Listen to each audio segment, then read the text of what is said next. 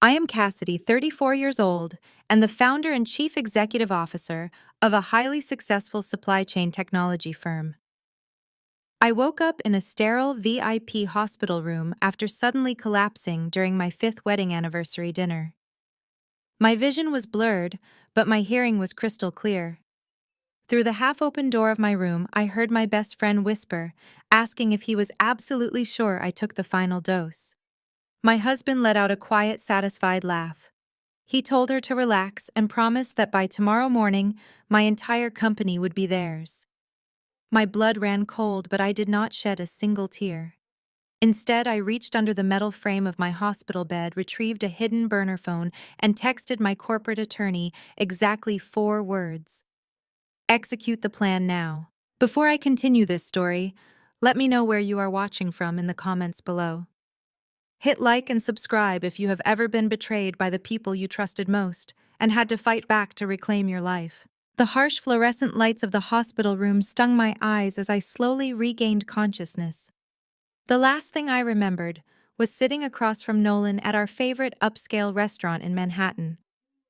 We were supposed to be celebrating 5 years of marriage. He had ordered an expensive bottle of vintage champagne.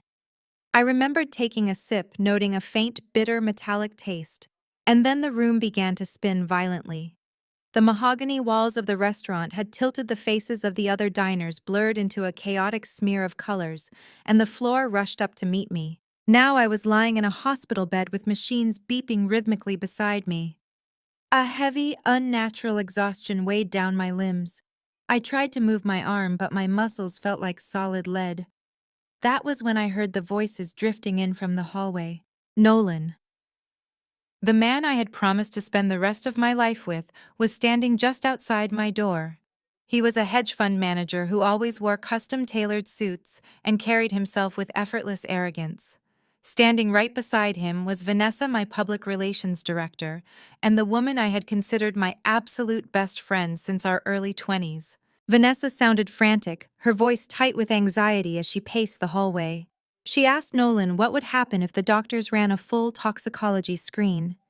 She was terrified they would find the heavy metals in my system and trace it all back to them. Nolan hushed her immediately. His voice was smooth, dripping with the same manipulative charm he used to close multi-million-dollar deals. He told Vanessa that he had already taken care of everything. He bragged about slipping a generous envelope of cash to the attending physician.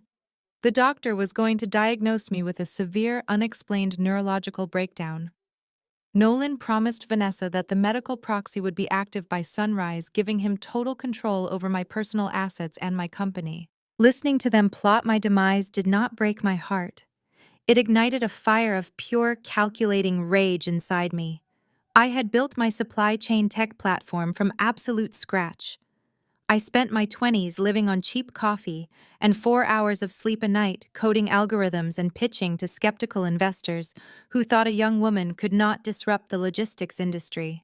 I fought tooth and nail for every single contract, every patent, and every dollar my company was worth. Nolan, on the other hand, was a parasite disguised as a prince.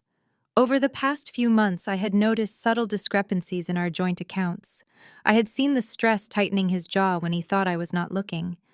I already suspected his hedge fund was bleeding money, but I never imagined he would resort to attempted murder to cover his financial failures.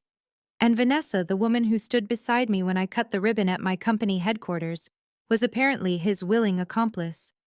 They thought I was just a naive, workaholic wife who would quietly fade away and leave them the keys to my kingdom. They were completely wrong. I forced my heavy body to shift slightly on the mattress. I ignored the throbbing pain in my temples and the nausea churning in my stomach. Slowly and silently, I slid my hand down the side of the mattress and reached beneath the cold metal frame of the hospital bed. My fingers brushed against a small rectangular object secured by a strip of heavy-duty tape. My brother-in-law DeAndre had planted it there yesterday. DeAndre was a brilliant African-American forensic accountant who had been helping me secretly audit Nolan over the past few weeks. We knew Nolan was desperate, and we knew he was planning a major move.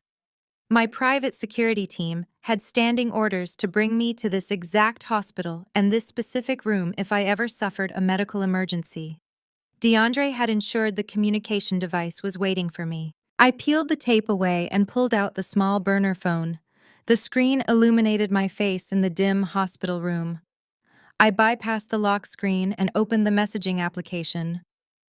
I selected the single contact saved in the phone. It was Vaughn, my ruthless 50-year-old corporate attorney who had navigated me through the most vicious boardrooms in the country. My thumbs moved quickly across the digital keyboard.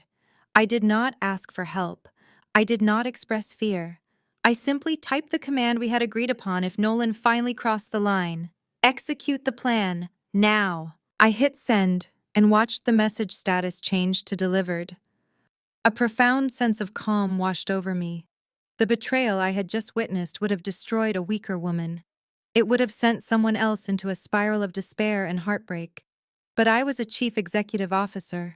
I dealt with hostile takeovers for a living, and my husband had just launched the most hostile takeover imaginable. I slipped the burner phone back under the mattress and carefully adjusted my blankets. I let my head fall back onto the pillows and slowed my breathing. I relaxed my facial muscles, practicing the exact look of a helpless, confused, and sickly wife.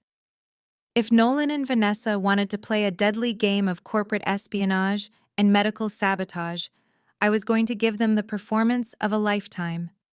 I closed my eyes and waited for the door to open, ready to welcome my enemies into the trap they had built for themselves. The heavy wooden door pushed open with a soft click. I kept my eyes half closed, letting my breathing remain shallow and erratic. Nolan burst into the room first. If I had not just heard him plotting my financial ruin in the hallway, I would have believed the performance. He rushed to my bedside, his custom-tailored suit wrinkling as he fell to his knees. He grabbed my hand, his grip tight and frantic. "Oh my God, Cassidy, you are awake!"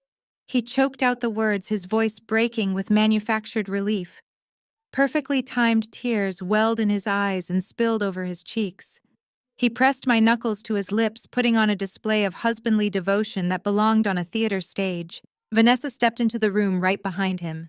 She was dressed in a sharp beige trench coat, her makeup flawless, her expression twisted into a mask of deep concern. She hovered near the foot of my hospital bed, clasping her hands over her chest. She let out a dramatic sigh of relief and whispered how terrified they had been. I looked at the woman who had stood beside me through a decade of business launches and private celebrations. Her eyes met mine, and beneath the fake sympathy I saw the cold, calculating glint of a predator admiring its trapped prey. I forced my eyes to widen in mock panic. I let my voice tremble, asking what had happened, and why I felt so weak. Nolan stroked my hair, his touch sending a wave of revulsion through my entire body. He told me to stay calm, whispering that I had suffered a terrible medical emergency at dinner, but that I was safe now. He promised he was not going to leave my side. Before I could respond, the door swung open again. A tall man in a pristine white coat walked in holding a digital tablet. The doctor wore an expression of practiced gravity, but his eyes darted nervously toward Nolan for a fraction of a second before settling on me. That micro-expression was all the confirmation I needed. DeAndre was right. Nolan had bought this man. Dr. Aris introduced himself and took a deliberate breath before delivering the rehearsed script. He informed me that my test results were highly concerning. He used complex medical jargon, wrapping his lies in clinical authority. He stated that I had suffered a severe neurological breakdown, compounded by heavy metal toxicity of an unknown origin. "Heavy metals," I murmured, letting my voice crack with perfectly feigned terror. I asked how that was even possible. The doctor shook his head, keeping his face entirely devoid of emotion. He explained that these toxins can accumulate through environmental exposure or dietary anomalies. The critical issue, he stressed, was the immediate damage to my cognitive faculties. He looked directly at Nolan, then back to me, delivering the fatal blow. He said the toxicity had caused acute inflammation in my brain.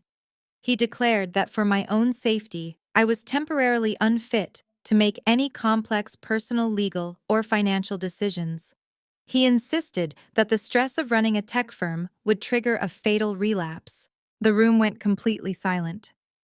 I watched the performance unfold with the detached precision of an auditor reviewing a fraudulent ledger.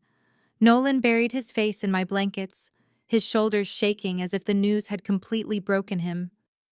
Vanessa let out a soft, theatrical gasp and covered her mouth. I knew exactly what they were waiting for. They needed me to surrender. They needed the strong, relentless chief executive officer to break down and hand over her armor. I gave them exactly what they wanted. I let out a sob, allowing my chest to heave. I squeezed Nolan's hand with all the weak strength I could muster. I pleaded with him, telling him I was scared, that my brain felt foggy, and that I did not know what to do. I begged him to tell me I was going to be all right. Nolan lifted his head. His eyes were red, his expression a masterpiece of fake compassion. He leaned in close, his breath brushing my cheek. He promised me he had everything under control. He told me not to worry about the company, the board of directors, or the medical bills. He swore he would step up and carry the weight so I could focus entirely on surviving. Vanessa moved to the other side of the bed. She placed her warm hand over my arm. She told me to listen to my husband. She promised to manage the public relations fallout at the office and keep the media away from my hospital room. She whispered that they were my family and that they would protect my legacy while I healed. I nodded slowly, letting a fresh wave of tears spill onto my pillow. I thanked them, my voice barely a whisper. I told them I did not know what I would do without them. Internally, a completely different narrative was playing out. My mind was sharp, calculating every variable, mapping out every vulnerability they were exposing. Their arrogance was blinding them. They thought they had neutralized the biggest threat in the room, completely unaware that they had just given me the ultimate advantage. By keeping me confined to this bed with a fake diagnosis, they were leaving me alone with unlimited time to execute my counteroffensive. I let my eyes flutter shut. I slumped slightly against the pillows, pretending that the sheer exhaustion of the diagnosis had drained the last of my energy. Nolan gently released my hand. I felt the mattress shift as he stood up. I heard the quiet rustle of Vanessa stepping back. They lingered by the door for a moment. They did not speak, but the silence between them was thick with victory. The heavy door clicked shut, leaving me alone in the sterile room. I opened my eyes. The tears stopped instantly. My face settled back into a mask of absolute icy resolve. The board was set.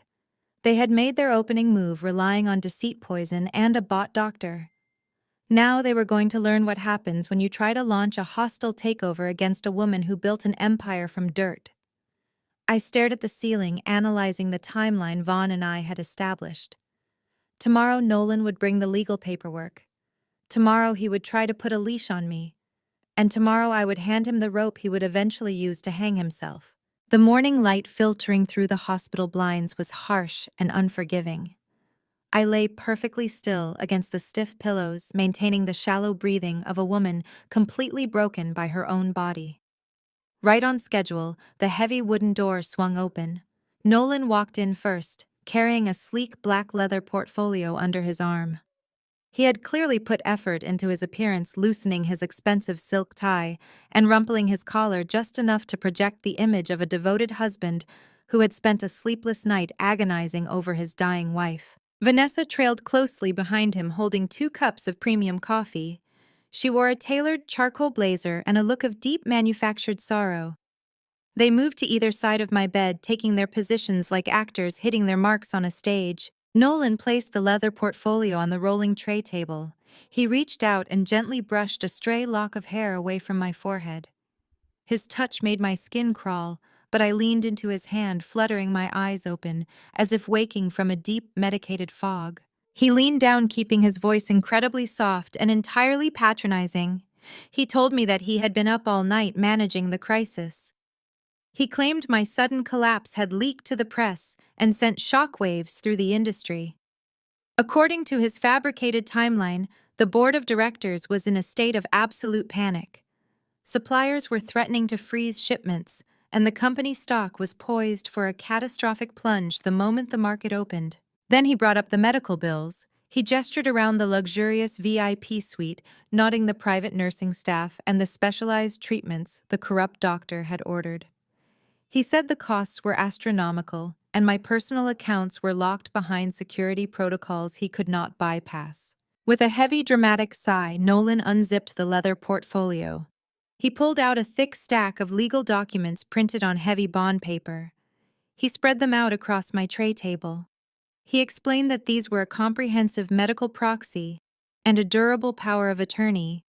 He said he needed the legal authority to sign checks, approve vendor payments, and step in as the interim voice of the company to calm the terrified investors.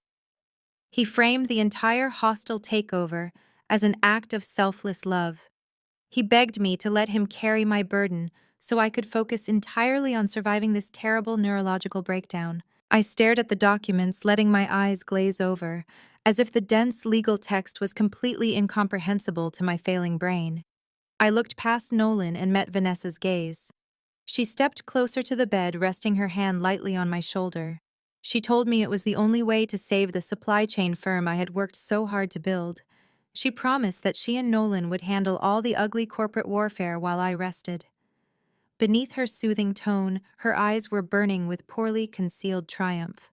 She was smirking already, imagining herself moving into my corner office and taking over my life. Nolan reached into his breast pocket and pulled out a heavy gold fountain pen. It was the exact pen I had gifted him for our 3rd anniversary. The sheer audacity of using that specific pen to steal my life's work was poetic. He uncapped it and gently pressed the cold metal barrel into my right hand. This was my moment to deliver the performance that would seal their fate. I took a shallow, ragged breath. I forced my hand to tremble violently. My fingers shook so much that the pen slipped from my grip and clattered against the plastic tray table. I let out a pathetic, helpless whimper. Nolan immediately scooped up the pen, shushing me with fake apologies. He wrapped his large hand over my trembling fingers, guiding the pen back into position. He pointed to the dotted lines at the bottom of the final page, whispering that it would all be over soon. I looked up at him, allowing tears to pool in my eyes and spill over my cheeks. I let my voice crack with absolute, desperate gratitude. I thanked him for saving me.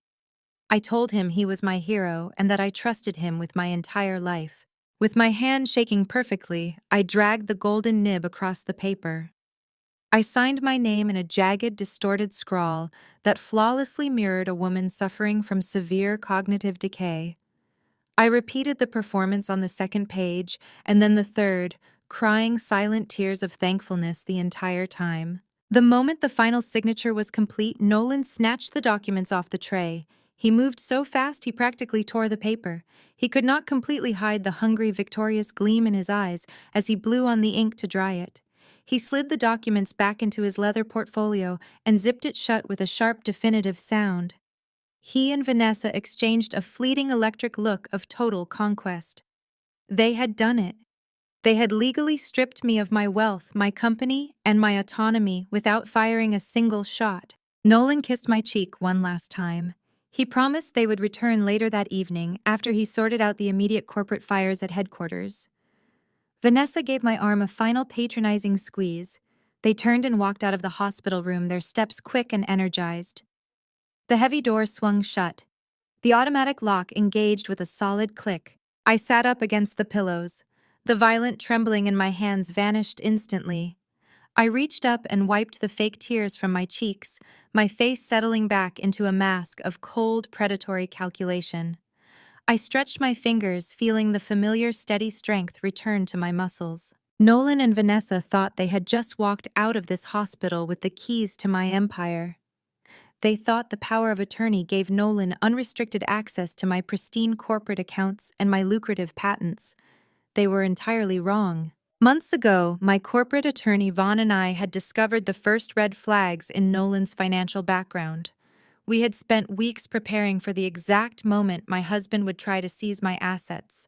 The documents Nolan just forced me to sign were not standard legal forms. Vaughn had drafted that specific power of attorney with hidden, highly complex corporate clauses buried deep within the legal jargon. By accepting the authority granted in that specific document, Nolan did not just gain the ability to sign checks on my behalf. He legally bound himself as the primary guarantor to a dummy corporation I had quietly established in a different state. That dummy corporation held massive toxic liabilities. The moment Nolan proudly presented that signed document to my board of directors, he would not be crowning himself king of a tech empire. He would be pulling the trigger on a legal landmine that would obliterate his remaining hedge fund capital and chain him to millions of dollars in fraudulent debt. I picked up my burner phone from beneath the mattress and stared at the dark screen. The trap was set, the bait was taken, and the countdown to their absolute financial slaughter had officially begun. 3 days later, the corrupt physician finalized my discharge papers. I was wheeled out of the sterile hospital corridors and driven back to the sprawling modern estate I had purchased with my own money. But the moment the heavy mahogany front door clicked shut behind us, my luxurious sanctuary officially transformed into a maximum security prison. Nolan wasted absolutely no time enforcing his new rules. He guided me up the sweeping staircase to the master bedroom, fluffing my pillows and tucking me beneath the heavy duvet with a sickening display of false affection.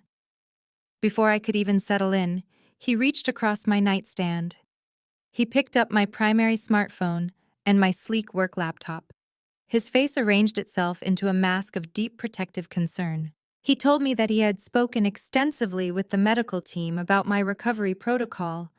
He claimed the doctors were terrified that any exposure to blue light or corporate stress would trigger another severe, potentially fatal neurological seizure. He kept his voice low and soothing, explaining that he was locking all of my electronic devices inside his biometric wall safe for my own protection. He insisted that the digital world was simply too dangerous for my fragile brain right now. I forced my eyes to widen in manufactured fear. I let out a shaky breath and thanked him profusely for guarding my health. I watched him walk out of the room with the hardware that connected me to my empire, knowing perfectly well that my actual lifeline was safely secured in a hidden location. By the end of the first week, Vanessa had practically moved into my home. She claimed she needed to be physically present to help Nolan manage the sudden overflow of executive duties while simultaneously keeping a watchful eye on my condition. In reality, she was taking her new position as the lady of the house for a test drive. It started with minor trespasses. I would wake up from a feigned afternoon nap to find her lounging on my custom velvet sofa drinking my expensive imported tea from my favorite porcelain cup. But her audacity quickly escalated. One afternoon, she strutted into my bedroom wearing my tailored silk robe. The unmistakable expensive scent of my signature French perfume trailed heavily behind her. She had invaded my closet, my bathroom, and my life.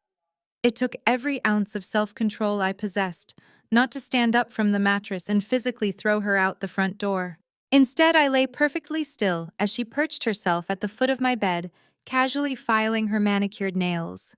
She let out a long, dramatic sigh and began dropping carefully constructed hints about the state of my supply chain technology firm. She told me the executive floors were completely chaotic without my daily direction. She painted a grim picture of panicked investors, delayed shipping contracts, and nervous stakeholders demanding answers. But then her lips curved into a sickly, sweet, patronizing smile. She assured me that I had nothing to worry about because Nolan had stepped up brilliantly. She claimed he was doing a fantastic job calming the board of directors and navigating the corporate turbulence. She bragged that the senior partners were incredibly relieved to have a strong, decisive man taking the reins during my unfortunate physical decline. She spoke about my company as if it already belonged to him and by extension to her. I swallowed the burning disgust rising in my throat. I smiled weakly, letting my voice waver, and told her how incredibly blessed I was to have both of them holding my world together while I was so useless. The true test of my endurance was waiting for the sun to set. I spent my daylight hours performing the exhausting role of a fading dependent wife, but my nights belonged entirely to me. At exactly 3 in the morning, the estate was cloaked in absolute silence. Nolan was sound asleep on his side of our massive bed, his breathing deep and steady. I lay beside him, calculating the exact timing of my movements. I slid out from under the heavy duvet with practiced, agonizing slowness, ensuring the mattress did not shift or creak. I crept across the dark hardwood floor and slipped into the master bathroom, locking the solid oak door behind me. I turned on the shower, adjusting the water pressure to create a steady wall of white noise that would mask any sound. I dropped to my knees and reached into the narrow gap behind the custom marble vanity. My fingers closed around the sleek, cold plastic of my hidden burner phone. The glowing screen was my only source of light in the steamy darkness. I opened my encrypted messaging application and began typing a secure message to my ultimate trump card. I texted DeAndre. DeAndre was my sister Bridget's husband, a fiercely intelligent African-American forensic accountant who possessed a lethal ability to track hidden corporate money. He was a master at dissecting fraudulent ledgers and tracing offshore wire transfers. More importantly, he despised Nolan. DeAndre was the only person besides my attorney Vaughn who understood the full, terrifying scope of my husband's financial crimes. My thumbs moved rapidly across the digital keyboard. I instructed DeAndre to bypass the estate's exterior security cameras using the specific blind spot we had identified near the east garden wall months ago. I told him to meet me at the back patio entrance in exactly 24 hours. I needed the final damning evidence. I needed the hard copies of Nolan's offshore banking transactions and the definitive laboratory breakdown of the toxic heavy metals they had been slipping into my food. DeAndre replied less than 30 seconds later with a simple, pre-arranged confirmation code. I deleted the brief exchange, powered down the device, and secured it tightly back in its hiding place behind the vanity. I turned off the shower, dried my hands, and quietly unlocked the bathroom door. As I slipped back into bed beside the man who was actively trying to end my life, my heart beat with a steady, triumphant rhythm. Nolan and Vanessa believed they had locked me in a golden cage entirely cut off from the outside world. They thought I was a helpless prisoner waiting for the end. They did not realize that my golden cage was actually a heavily fortified command center. The pieces were moving perfectly into place, and the Shadow War was officially underway. Exactly 24 hours later, the grandfather clock in the downstairs hallway chimed 2 o'clock in the morning. The estate was submerged in total darkness. I slid out of bed, leaving Nolan tangled in the heavy duvet, entirely oblivious to my movements. I threw a thick cashmere wrap over my shoulders to ward off the biting night chill and made my way down the sweeping staircase. My bare feet made no sound against the polished hardwood. I slipped through the kitchen and quietly disengaged the secondary lock on the back patio door. The crisp night air hit my face as I stepped out into the shadows of the extensive manicured garden.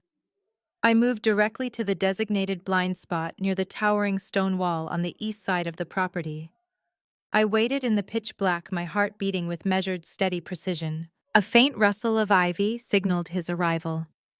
DeAndre emerged from the darkness. At 35 years old, my brother-in-law moved with a quiet, imposing athleticism. He was dressed entirely in black, a sharp contrast to his usual tailored accounting suits. DeAndre was a brilliant African-American forensic accountant who possessed a lethal eye for financial discrepancies. He was married to my sister Bridget, and he treated my family with fierce, unwavering loyalty. More importantly, he despised Nolan with every fiber of his being.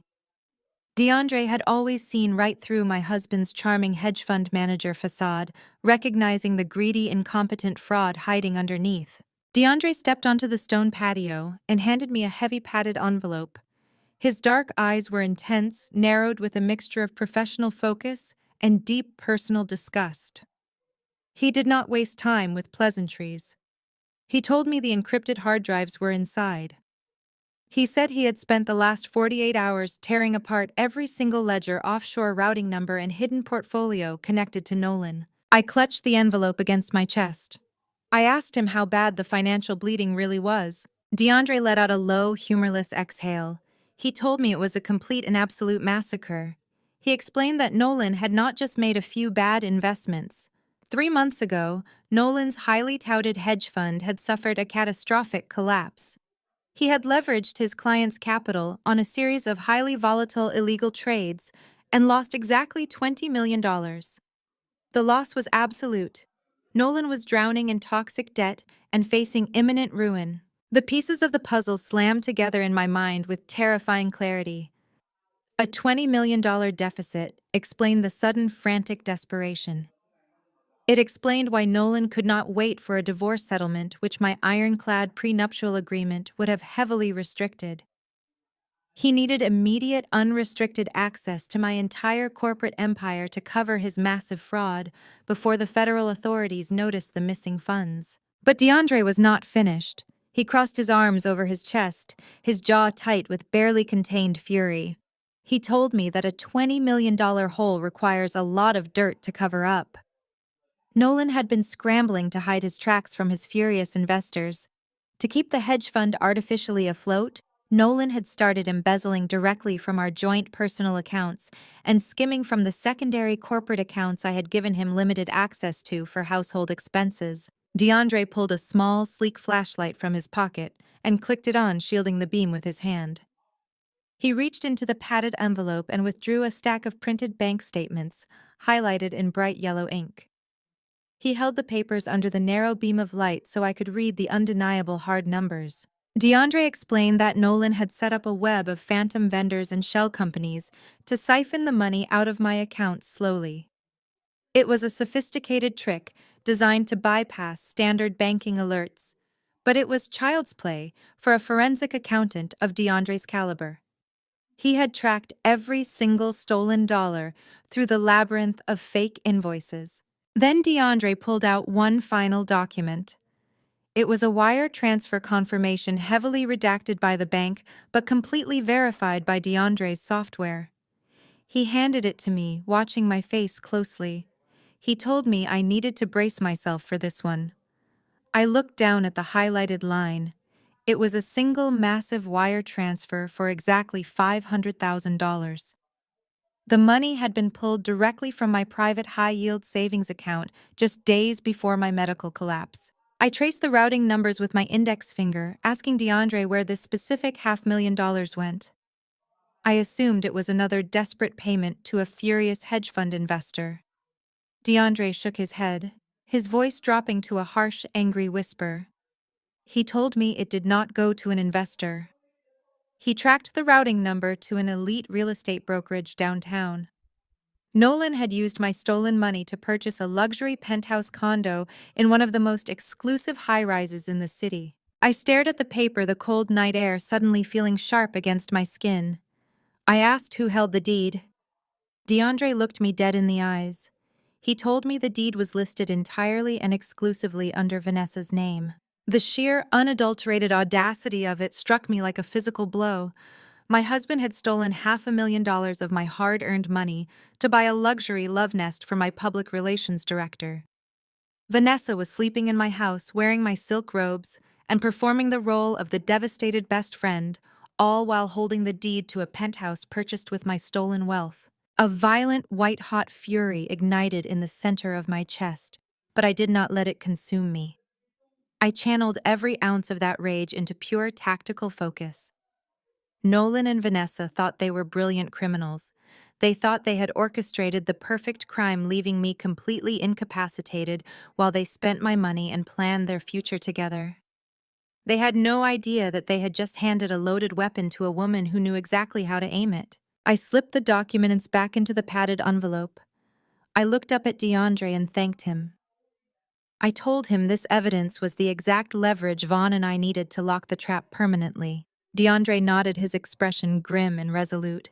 He told me there was one more thing inside the envelope, something far worse than stolen money and real estate betrayal. He pointed to a small, sealed plastic folder tucked behind the hard drives. He said the laboratory results had finally come back from the private toxicologist. We were about to discuss exactly what they had been putting in my food. I pulled the sealed plastic folder from the heavy padded envelope. The cold patio stones bit into my bare feet, but my entire focus was locked on the clinical white pages visible through the clear plastic. DeAndre stepped closer, his voice dropping to a harsh, gravelly whisper. He warned me that what I was about to read went far beyond corporate embezzlement. This was not just a white-collar crime. This was a calculated, premeditated execution. DeAndre explained that tracing the offshore accounts had led him to a dark web shadow network. Nolan had not just been moving money to cover his hedge fund losses or buy luxury penthouses for his mistress. He had secured a black market credit card under a fabricated corporate identity. DeAndre hacked the transaction history and found a series of highly encrypted purchases made from an unregulated chemical supplier overseas. He pointed a steady finger at the laboratory report in my hands. The heavy metal ravaging my system, the invisible toxin that the corrupt hospital doctor had so conveniently failed to identify, was thallium. DeAndre laid out the horrifying reality of the substance. Thallium is a ghost. It is completely tasteless, colorless, and odorless. It dissolves perfectly in liquids and slowly dismantles the human nervous system piece by piece. It mimics a natural, rapid neurological decline, making the victim appear as though they are losing their mind and motor functions before their organs ultimately shut down. Nolan had been systematically dosing my food and drinks for weeks, turning my own home into a slow-moving execution chamber. My brother-in-law clenched his fists, his voice vibrating with absolute disgust. He laid out the motive with surgical precision. Nolan was staring down the barrel of a $20 million deficit. If he simply asked for a divorce, he would hit the titanium wall of the prenuptial agreement Vaughn and I had drafted before the wedding. That document guaranteed Nolan would walk away with absolutely nothing if the marriage dissolved. A divorce would mean immediate financial ruin and federal prison for his hedge fund fraud. He needed me entirely incapacitated or dead. If I was mentally incompetent, the power of attorney would give him total control of my supply chain empire, allowing him to sell it off to the highest bidder to cover his tracks. If I died, he would inherit everything as my grieving widower. It was a flawless, monstrous strategy designed to solve all of his problems with one lethal stroke. DeAndre braced himself, clearly expecting me to break down in tears. He reached out, offering a comforting hand, preparing to hold his sister-in-law as she processed the devastating fact that the man she married was actively murdering her. Instead, I looked up from the laboratory report and smiled. It was a cold, sharp, razor-thin smile that made DeAndre freeze in his tracks. I told him I was not surprised. In fact, I had known about the poison for exactly 32 days. DeAndre stared at me, his eyes wide with absolute shock. I kept my voice perfectly level and explained my own shadow war. A month ago, I had noticed a faint metallic bitterness in my morning espresso. A few days later, I found a microscopic trace of white powder on the rim of my daily vitamin capsules. A true chief executive officer never ignores an anomaly in her supply chain, especially when that supply chain involves her own body. I had scooped the powder into a sterile vial and sent it to a private independent toxicologist under a fake name. When the results came back positive for thallium, I did not call the police. I did not scream, confront Nolan, or run crying to a divorce attorney. A simple attempted murder charge would have sent him to prison, but it would have left his financial sabotage, his hidden assets, and his corporate accomplices hidden in the dark. I wanted to drag every single rat into the light. I wanted to watch him burn everything he cared about to the ground before I locked him in a cell. So I went on the offensive. I immediately sourced and started taking Prussian blue, the medical antidote for heavy metal toxicity, carefully masking the pills inside empty cosmetic containers in my bathroom. Every morning after Nolan enthusiastically handed me my spiked vitamins, I secretly swapped the capsules with harmless sugar pills. I dumped the poisoned coffee down the drain and poured myself a fresh cup while he was in the shower. I let him believe his toxic campaign was working perfectly. DeAndre listened in stunned, breathless silence as I revealed the final piece of the puzzle. The dramatic collapse at the luxury restaurant on our 5th anniversary was not a medical crisis at all. It was a highly orchestrated theatrical performance. I had taken a mild, fast-acting sedative right before dessert to artificially lower my heart rate, induce dizziness, and mimic the final stages of the poisoning. I forced the collapse to happen in a crowded public space to guarantee maximum exposure and force Nolan into a corner. By faking my neurological breakdown, I handed Nolan the exact opening he needed. I forced him to execute his fraudulent medical proxy deploy, his bot doctor, and sign the explosive power of attorney. I gave him the rope, and he eagerly wrapped it around his own neck. DeAndre let out a sharp, disbelieving laugh, shaking his head in sheer awe. He told me I was the most terrifying woman he had ever met. I handed the sealed plastic folder back to him. I instructed him to take the document straight to Vaughn. The financial evidence of the penthouse and the medical proof of attempted murder were the final keys to our trap. I turned my back to the cold garden wall and pulled my cashmere wrap tighter across my shoulders. It was time to go back inside and resume my role as the dying, helpless wife. The corporate slaughter was rapidly approaching, and I needed my rest to welcome the rest of the parasites into my home. The morning sun had barely crested the horizon when the heavy brass knocker on my front door echoed through the estate. I was seated in the customized wheelchair Nolan had forced upon me, maintaining my carefully orchestrated posture of a decaying woman. Through the sweeping glass panels of the foyer, I watched the grand invasion begin. The heavy mahogany doors swung open to reveal my mother-in-law Patricia and my brother-in-law Richard. They did not simply walk into my home. They marched in like conquering generals claiming a captured territory. Behind them, a hired driver struggled to carry a massive tower of matching luxury suitcases. Patricia immediately enveloped Nolan in a theatrical, suffocating embrace, her shrill voice carrying up the curved staircase. She wailed about how devastated they were by the tragic news of my neurological collapse. She proclaimed that family must stick together during such dark times. She insisted that she and Richard had packed up their lives and rushed over to help care for poor Cassidy. It was a phenomenal piece of acting, matched only by the sheer entitlement of Richard. While Patricia wiped away non-existent tears, Richard did not even bother looking in my direction. He walked straight past his weeping mother, bypassed the formal living room, and headed directly for my private study. Within 60 seconds of crossing my threshold, I heard the distinct clink of heavy crystal. My unemployed brother-in-law was already pouring himself a generous measure of my rarest, most expensive imported scotch. Nolan played his part perfectly. He thanked his mother, his voice thick with fake exhaustion, claiming the burden of running my supply chain empire and managing my medical crisis was breaking him. Patricia patted his cheek, promising she would take over the entire domestic burden so he could focus on the corporate transition. By the following afternoon, Patricia dropped the grieving mother-in-law facade entirely.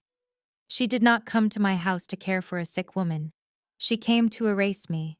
I was resting in the master bedroom, keeping my breathing shallow and my eyes half closed, when Patricia marched through the door, carrying a towering stack of heavy cardboard moving boxes.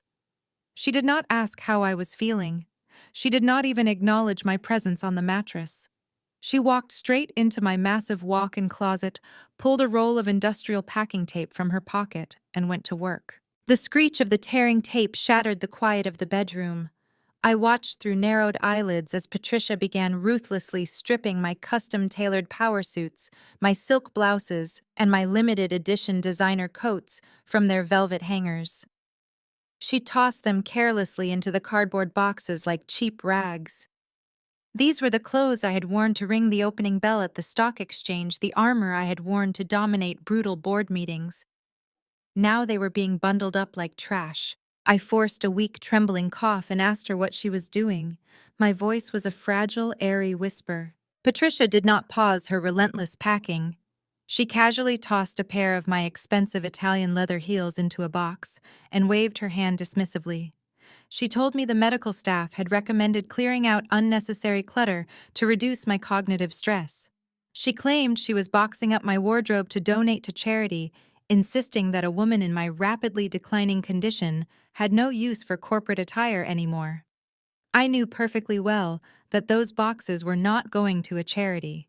They were going straight into the trunk of her car to be sold or altered for herself. I slumped back against the pillows, offering no resistance. I let her pack up thousands of dollars worth of my wardrobe, knowing every stolen item was just another nail in the coffin I was building for them. The true peak of her audacity came 48 hours later. I had navigated my wheelchair to the top of the grand staircase, maintaining my slow, sluggish movements. Below me, the main living room was buzzing with unexpected activity. A man in a heavy work belt was walking across my imported marble floors, aiming a red laser measuring device at my load-bearing walls. He was holding a digital tablet sketching out massive structural alterations. Patricia stood beside him, pointing aggressively at the floor-to-ceiling windows and demanding that the entire east wing of the house be gutted to create an open-concept entertainment pavilion. I gripped the wheels of my chair and rolled myself forward until I reached the edge of the landing. I called out to Patricia, letting my voice crack with manufactured confusion. I asked her why there was a contractor measuring the walls of my home. Patricia looked up at me. The contractor stepped away to take a phone call, leaving us entirely alone in the massive foyer. With Nolan out of the house executing his corporate theft, Patricia saw no reason to maintain her sweet, caring persona. She walked slowly up the first few steps of the staircase, her eyes locking onto mine. There was no sympathy left in her gaze, only a cold, venomous greed. She rested her hand on the polished oak banister, her diamond rings catching the morning light. She looked at me, not as a daughter-in-law, but as an obstacle that had finally been neutralized.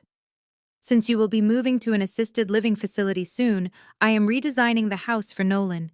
It needs to fit his executive lifestyle. Her words were meant to crush my spirit. She delivered them with a sneer, fully expecting me to burst into tears, to beg for my home, or to spiral into a panicked neurological fit. She wanted the satisfaction of watching me realize that I was being buried alive while my husband and his family danced on my grave. I looked down at her from the top of the stairs. I did not cry. I did not scream. I let a slow, docile, empty smile spread across my face. I tilted my head perfectly, mimicking the vacant expression of a woman whose brain was slowly shutting down. I told her that was a wonderful idea. I kept my tone soft, breezy, and entirely cooperative. Then I leaned slightly forward in my wheelchair, my smile never wavering. Just make sure you keep the receipts. Patricia blinked, momentarily thrown off balance by the odd response. Her brow furrowed, trying to search my vacant expression for any sign of defiance. When she found nothing but a blank, compliant smile, she scoffed. She muttered something under her breath about brain damage making me completely delusional, turned her back to me, and walked right back down the stairs to direct the contractor to rip out my custom fireplace. I sat quietly in my wheelchair, watching her direct the demolition of my living room. She thought my comment was the senseless babbling of a dying woman. She had absolutely no idea that my home was locked inside an impenetrable, irrevocable trust. She had no idea that she was currently ordering tens of thousands of dollars in unauthorized property damage. And she certainly had no idea that my legal team was going to use those exact contractor receipts to sue her into absolute inescapable bankruptcy. The alliance between my mother-in-law and my treacherous best friend was forged in mutual greed. With the contractor actively ripping out my living room downstairs, Patricia and Vanessa initiated the next phase of their strategy. They wanted to completely break my grip on reality and build a documented medical history of my cognitive collapse. The gaslighting began with subtle, calculated movements. I would leave my water glass on the right side of my bedside table, and when I woke from a staged nap, it would be moved to the vanity across the room. My reading glasses would vanish from my lap and reappear inside a zipped travel bag in the hallway. They would alter the temperature in my bedroom, change the channels on the television, while I looked away and adjust the brakes on my wheelchair so I would struggle to move. When I asked about the missing items playing the role of a confused, deteriorating patient, their performances were flawlessly cruel. Vanessa would place a cold hand on my forehead, her eyes wide with fake pity. She would tell me that I had just moved the glass myself 5 minutes ago. She would speak slowly, over enunciating her words as if talking to a toddler. Patricia would hover in the doorway, shaking her head with a loud, theatrical sigh. She would purposefully mutter to the private nurses about how tragic it was to watch a brilliant mind rot away into dementia. They wanted me to feel entirely unhinged. They needed the household staff to overhear these interactions, establishing a verbal third-party record of my insanity. I did not fight them. I let them move my things. I let them whisper about my failing memory to the staff. I simply smiled, nodded, and allowed my eyes to dart around the room in manufactured panic. But beneath the blanket draped over my lap, My hand rested on a high-grade digital audio recorder taped securely to the underside of my wheelchair armrest. DeAndre had smuggled it to me during our midnight meeting. It was constantly running, capturing every lie, every sneer, and every manufactured symptom they tried to pin on me. The golden ticket arrived on a rainy Tuesday afternoon. I had wheeled myself to the edge of the second-floor landing, parking just out of sight of the main kitchen below. Patricia and Vanessa were sitting at my marble kitchen island, drinking my expensive vintage wine in the middle of the day. The acoustics of the open-concept foyer carried their voices perfectly up the stairs. I pressed the record button, the tiny red light blinking to life under my palm. Downstairs, Patricia was laughing. She reached across the counter and patted Vanessa's hand. I listened breathless with focus, as my mother-in-law explicitly outlined her betrayal. Patricia told Vanessa how thrilled she was that Nolan had finally found someone who understood his needs. She stated in crystal clear audio that she had known about their affair for over 6 months. She actually praised Vanessa for her patience, calling her so much more agreeable than me. Patricia complained that a man of Nolan's caliber never should have married a ruthless, unfeeling corporate machine who cared more about supply chain algorithms than her own husband. Vanessa chimed in, her voice dripping with artificial sweetness. She promised Patricia that she would be a much better wife, noting that once I was safely locked away in a psychiatric care facility, they could finally be a real family. Patricia raised her glass, proposing a loud toast to Nolan's upcoming freedom and the child Vanessa was secretly carrying. I sat in the shadows of the landing, the digital recorder capturing every single damning syllable. They were writing their own legal death warrants.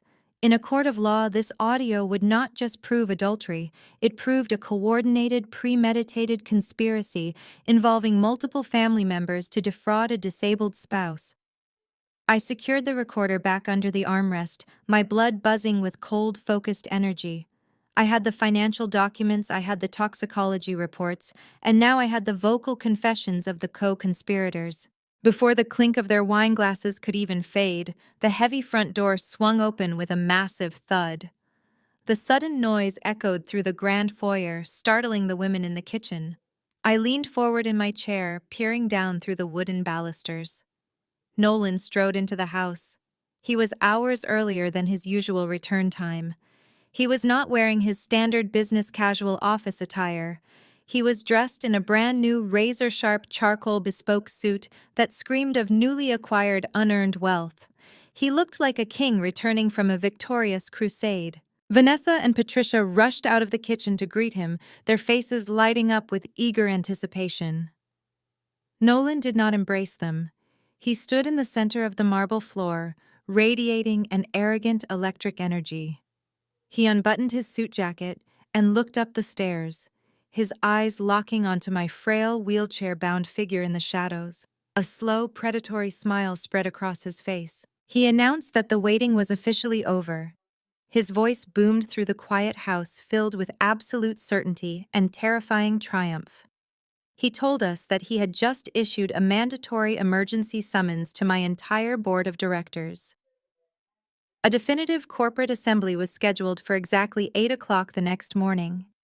He kept his eyes burning into mine, savoring what he thought was his final victory. He declared that it was time to finalize the transition. The hostile takeover of my life's work was shifting from the shadows directly into the boardroom.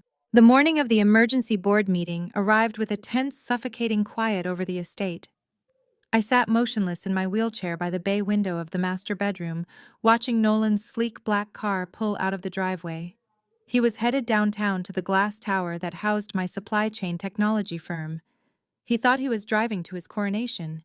He had absolutely no idea he was driving straight into a slaughterhouse. As soon as his car disappeared past the security gates, I reached behind the heavy velvet drapes and retrieved my burner phone. I pressed a single button to join a secure encrypted audio stream. Vaughn, my ruthless corporate attorney, had already slipped a micro-transmitter into his breast pocket before walking into the boardroom. Through the tiny speaker pressed against my ear, I was given a front-row seat to the exact moment my husband attempted to steal my empire. The audio feed was crystal clear. I heard the heavy oak doors of the boardroom swing shut, sealing in my 12 senior directors. Then Nolan's voice echoed across the expansive room. He did not start with standard corporate pleasantries. He dove straight into his theatrical performance of the devastated broken husband. He told my board of directors that he carried a burden of profound tragedy. He claimed my condition had deteriorated far beyond what anyone had anticipated. I listened with icy detachment as Nolan unzipped his leather portfolio. I heard the crisp rustle of heavy bond paper being slid across the polished mahogany table. He presented the forged medical documents from his bought doctor. He pointed to the falsified toxicology reports and the fabricated neurological assessments. He kept his voice steady, laced with perfectly manufactured grief, as he informed the board that I was suffering from irreversible cognitive decay caused by severe heavy metal poisoning. He explicitly stated that I was entirely incapable of distinguishing reality from fiction, let alone capable of managing a multi-million-dollar technology enterprise. A low murmur of shock and panic rippled through the boardroom. I recognized the voice of Thomas, my chief financial officer, asking if there was any chance of my recovery. Nolan let out a heavy, tragic sigh. He told Thomas that the damage to my brain was permanent. Then, without missing a beat, Nolan laid his trap. He pulled out the durable power of attorney I had signed in the hospital room. He slapped it down on the table, declaring that he was now my sole legal and financial proxy. Nolan did not give the board a single second to process their grief. He immediately weaponized their panic. He reminded them that the market hated uncertainty. He painted a terrifying picture of our biggest suppliers preparing to freeze shipments and our top investors threatening to pull their capital the moment the news of my mental collapse leaked to the press. He positioned himself not just as my husband but as the only viable savior for the entire corporation. With absolute staggering arrogance, Nolan demanded that the board invoke the corporate incapacity clause. He forced a mandatory immediate vote to officially oust me from my position. He demanded to be installed as the acting chief executive officer, effective immediately. To twist the knife even further, he announced that Vanessa would be elevated to executive vice president. He claimed she was the only person equipped to manage the inevitable public relations nightmare and maintain internal morale. Through the audio feed, I heard the hesitation. These were smart, seasoned business professionals, but Nolan had cornered them with legally binding paperwork and the terrifying threat of imminent corporate collapse. One by one, I heard them verbally cast their votes. The resolution passed. The gavel struck the table. In a matter of minutes, Nolan had legally seized the crown. He was the undisputed acting CEO of my company, and Vanessa was his second in command. I ended the secure audio stream and tucked the burner phone away. The corporate takeover was officially on paper.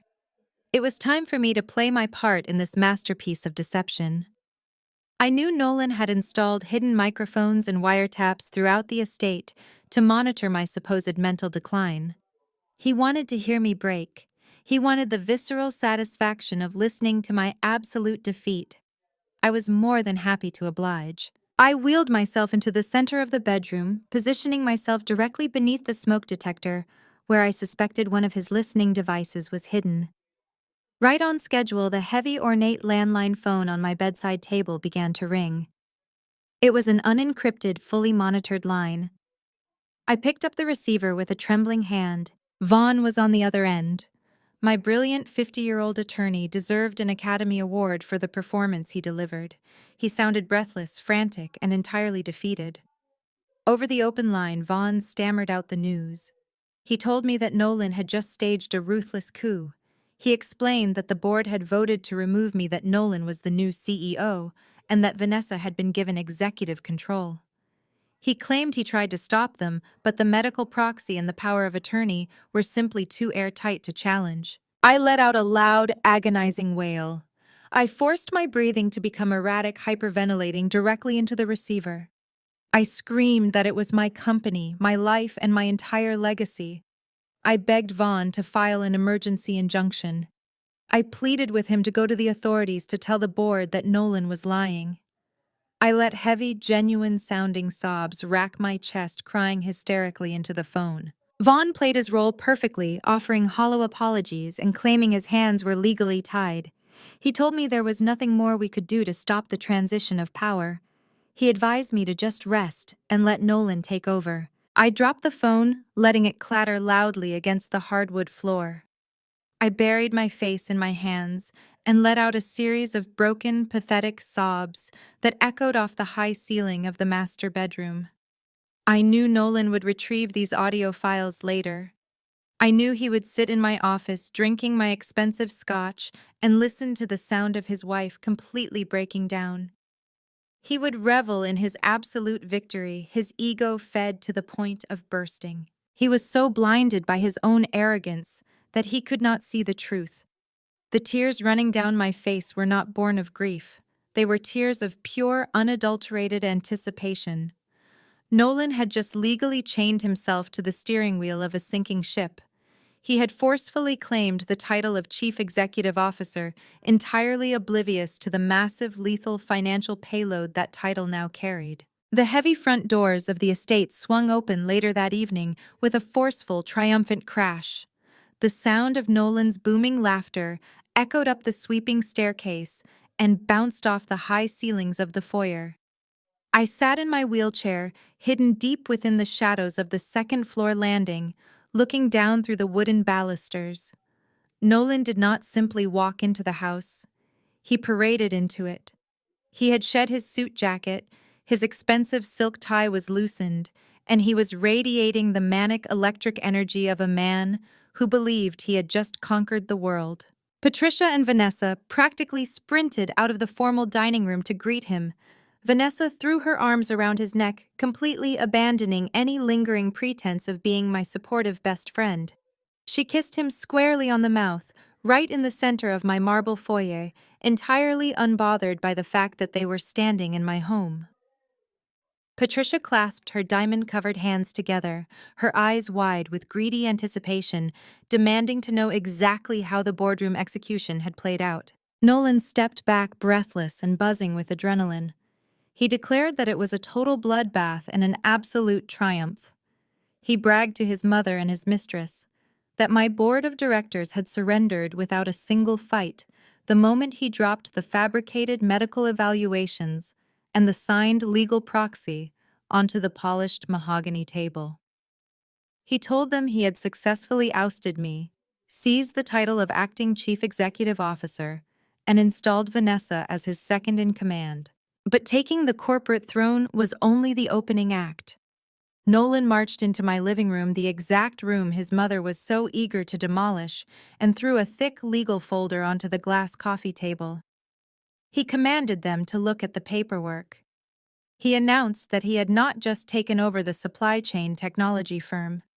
He had immediately bypassed the board of directors to execute a unilateral, highly aggressive executive action. He had spent the entire afternoon sitting in a downtown boardroom with the executive leadership team of Apex Corporation. The mention of that name sent a cold thrill through my veins. Apex Corporation was my fiercest competitor. They were a ruthless, monopolistic giant that I had personally fought off for the last 6 years. I had publicly humiliated their leadership team time and time again by outbidding them on massive government logistics contracts. Selling out to Apex was the ultimate corporate betrayal. It was a knife driven directly into the heart of my professional legacy.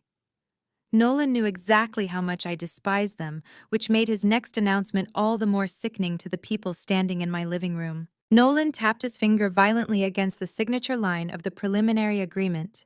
He boasted that he had just agreed to sell a 60% controlling stake of my company to Apex. The purchase price was a staggering $50 million. Patricia gasped loudly, covering her mouth, as she sank onto my custom velvet sofa. Vanessa let out a sharp squeal of pure, unrestrained greed, wrapping her arms around Nolan once again.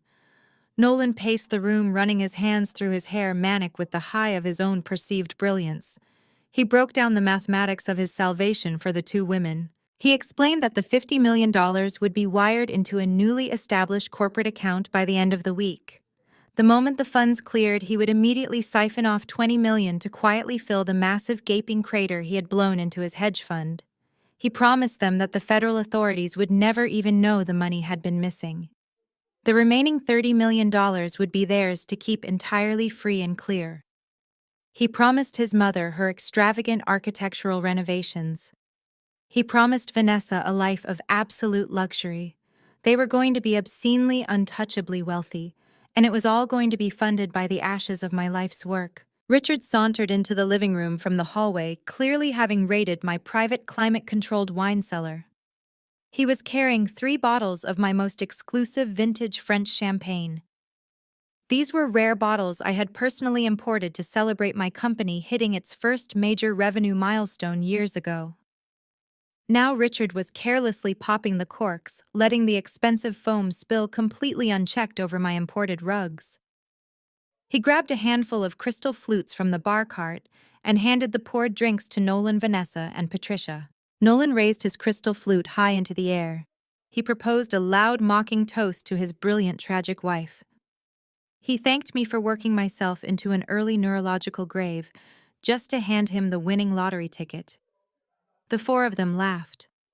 It was a cruel, echoing, venomous sound that amplified the sheer arrogance of their conspiracy. They clinked their glasses together and drank my vintage champagne, happily toasting to my permanent demise. I sat perfectly still in my wheelchair at the top of the stairs. The plush carpeting absorbed any faint sound of my presence. My face was completely blank. I did not feel a single ounce of betrayal, sadness, or heartbreak as I watched my husband celebrate my destruction with his pregnant mistress and his parasitic family. Those emotions belonged to a victim, and I was not a victim. I was the architect of their impending annihilation. I looked down at Nolan as he drained his glass of champagne.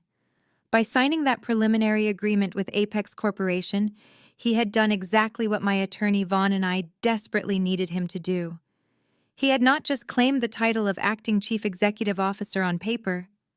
By executing a binding multi-million-dollar corporate sale with a major competitor, he had legally solidified his absolute, undeniable liability over the corporate entity. He had cemented himself in the eyes of the law as the sole responsible acting party for the business. The trap required him to take decisive, irreversible financial action on behalf of the company. If he had just sat in the executive chair and done nothing, his lawyers might have later argued that he was merely a passive proxy trying to hold things together. But the Apex deal was the final nail in his coffin. I mentally checked off the absolute last box on my tactical list. The legal snare was now fully primed and locked. There was no backing out for him, no legal loopholes, and no claiming ignorance. He thought he had just signed a $50 million golden ticket that would erase his crimes and buy him the world. He had absolutely no idea he had just signed a $40 million suicide pact. I backed my wheelchair quietly into the dark shadows of the hallway and turned back toward the master bedroom, content to leave them downstairs to enjoy their final fleeting night of unearned victory. The lingering scent of spilled vintage champagne from the night before wafted up the grand staircase. I remained in my master bedroom draped in a heavy knitted blanket, staring out the window at the manicured grounds. The door did not open with a soft, cautious push this time. It swung open violently, rebounding off the wall with a sharp, aggressive crack. Nolan marched into the room. He wore no rumpled collar, no fake tears, and no mask of a grieving husband. He was dressed in a pristine navy bespoke suit, his posture rigid with absolute unchecked authority. He did not bother asking how I was feeling or pretending to care about my fabricated neurological decline. He walked straight to my wheelchair and threw a thick legal-size manila folder directly onto my lap. The heavy thud of the paper hitting my thighs was meant to be a physical punctuation of his absolute power. He looked down at me, his eyes completely stripped of all warmth and humanity. He stated that the charade was officially over. He said there was no need for him to pretend to be a caretaker anymore because he had already won the war. He pointed a sharp finger at the folder on my lap and announced that those were divorce papers. He bragged that his lawyers had worked through the night to draft a settlement that reflected his new reality. According to his twisted, arrogant logic, my supply chain technology firm was now legally his property to sell and dismantle as he saw fit. He then boldly declared that he had already initiated the paperwork to transfer the deed of our estate entirely into his own name, utilizing the sweeping power of attorney I had signed in the hospital. He wanted me out of his house, out of his newly acquired company, and out of his life forever. Before I could even register the sheer delusion of his real estate claims, a second figure stepped into the bedroom. Vanessa glided past the doorframe. She was not wearing her usual sharp public relations business attire. She wore a soft, clinging cashmere dress that hugged her figure perfectly. She walked right up to Nolan and wrapped her arm intimately through his. Then she placed her other hand deliberately and protectively over her lower stomach. She looked down at me with a smile so dripping in venom it could have stripped paint off the walls.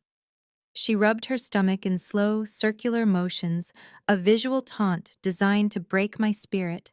She stated that Nolan needed a fresh start because they were building a real future together. She let the words hang in the air for a heavy moment before delivering what she thought was the ultimate fatal blow. She announced she was pregnant. She claimed she was carrying the child Nolan had always wanted, the rightful heir to the corporate empire he had just claimed. She practically purred the words, twisting the knife into the infertility struggles she thought had weakened me years ago. She declared that a sick, decaying woman had no place in the vibrant, wealthy new life they were preparing to create. Nolan took over the conversation, his voice hardening into a brutal, unforgiving edge. He leaned over my wheelchair, gripping the armrest to trap me in place. He laid out his ultimatum with absolute, terrifying clarity. He commanded me to pick up a pen and sign the divorce papers immediately. The settlement offered me a pathetic, bare minimum monthly stipend, just enough to cover basic living expenses. However, that money came with a massive condition. I had to agree to voluntarily check myself into a highly remote private psychiatric facility by the end of the week. He promised that if I went quietly and accepted my fate as a mentally unstable, discarded wife, he would ensure the facility kept me comfortable while my brain rotted away in isolation. But if I refused to sign, if I tried to fight him in court, he promised absolute scorched earth destruction. He reminded me that he held the power of attorney and the acting chief executive officer title.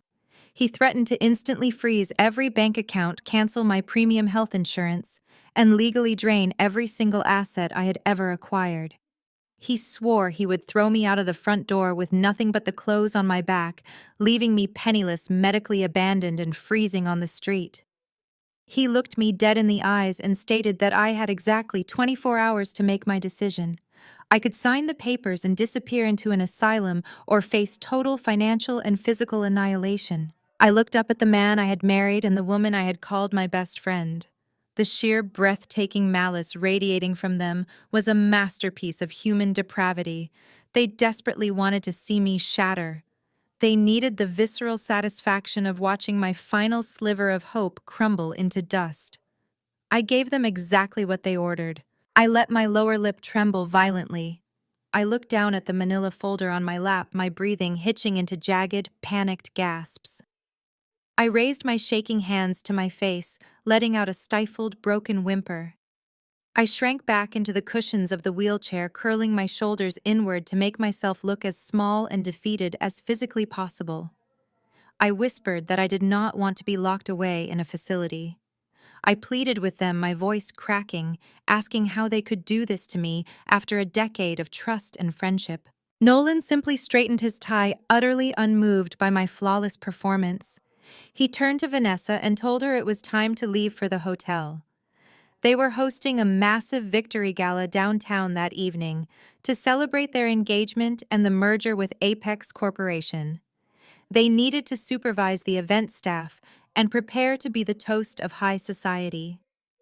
He looked back at me one last time, his lip curling in profound disgust.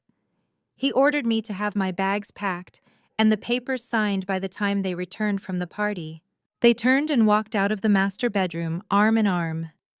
The heavy door closed behind them, shutting me inside with the ultimate proof of their treachery. I sat in the silent room for exactly 5 seconds, listening to the fading sound of their footsteps echoing down the stairs. Then the trembling stopped completely. I picked up the thick stack of divorce papers and tossed them onto the floor like a piece of meaningless trash. The time for hiding in the shadows was over. The time for playing the helpless victim had officially expired. They had laid out their final threat, and now it was my turn to respond. I remained perfectly still in the center of the master bedroom, listening to the chaotic symphony of their departure playing out downstairs. Patricia was shouting instructions at Richard, her voice shrill with excitement as she demanded he carry her velvet evening wrap to the car. She bragged loudly to the hired household staff that tonight was the dawn of a new dynasty. I heard the sharp click of Vanessa's designer heels striking the marble foyer, followed by Nolan's booming voice urging them to hurry. He declared that the executive leadership team of Apex Corporation was already waiting for them in the VIP ballroom of the downtown Grand Hotel. They were treating this evening as their ultimate coronation. They had rented out the entire top floor of the luxury venue to host a massive victory and engagement gala, completely funded by the corporate credit cards Nolan thought he now controlled. The heavy mahogany front doors slammed shut with a definitive echoing thud. The sudden silence that fell over the estate was absolute. I walked to the bay window and watched the caravan of sleek black town cars roll down the private driveway and disappear past the wrought iron security gates. They were finally gone. The second the taillights vanished into the dusk, I kicked the heavy knitted blanket off my lap. I stood up from the medical wheelchair. There was no hesitation, no weakness, and absolutely no tremor in my limbs. I rolled my shoulders back and straightened my spine, physically shedding the pathetic, fragile persona I had worn for the past month. The lingering ache of playing a dying woman evaporated, replaced by a surge of pure, unadulterated adrenaline. I kicked the empty wheelchair aside, watching it roll uselessly into the corner of the room. It was time to resurrect the chief executive officer. I walked into my expansive walk-in closet. Patricia had spent days ruthlessly packing up my everyday corporate wear, maliciously throwing my silk blouses and tailored coats into cardboard boxes. But my mother-in-law was a superficial woman who only saw what was directly in front of her. She had completely failed to notice the subtle, reinforced paneling behind my floor-to-ceiling dressing mirror. I pressed my palm against the hidden biometric scanner concealed within the wooden molding. A faint green light scanned my fingerprints, followed by the heavy, satisfying click of a mechanical deadbolt retracting. The mirror swung open to reveal a steel fireproof wall safe built directly into the foundation of the house. This safe was my true command center. Inside sat my original passport's physical backups of the encrypted hard drives DeAndre had provided, and a heavy, opaque garment bag I had securely tucked away the day Vaughn and I first finalized our counteroffensive. I reached into the steel vault and pulled the garment bag out into the light. I unzipped the thick canvas. Inside hung a flawless, custom-tailored crimson power suit. It was a masterpiece of sharp, aggressive architecture cut from the finest Italian wool and designed to command absolute authority in any boardroom it entered. I stripped off the oversized drab sweatpants and the shapeless cotton shirt Nolan had forced me to wear during my supposed convalescence. I slipped my arms into the crimson blazer. The fabric felt like a second skin, a suit of armor forged in the fires of their betrayal. I fastened the matching trousers and stepped into a pair of razor-sharp black stiletto heels. The transformation was electric. I was no longer the tragic discarded wife waiting to be institutionalized. I was the apex predator preparing to step back onto the hunting ground. I walked out of the closet and sat down at my vanity. The woman staring back at me in the mirror had pale, unblemished skin and eyes that burned with cold, calculating fury. I opened the top drawer and pulled out a sleek gold tube of my signature red lipstick. It was the exact shade I wore when I rang the bell at the stock exchange, the color I wore when I ruthlessly acquired my first competitor. I applied the vibrant crimson to my lips with slow, deliberate precision. The bold color brought my face back to life, erasing the sickly, fragile ghost Nolan thought he had left behind. I snapped the gold cap back onto the lipstick tube. The sound was as sharp as a firing pin. I walked back to the hidden safe and retrieved the untraceable burner phone. I navigated to the encrypted communication application and initiated a secure three-way conference call.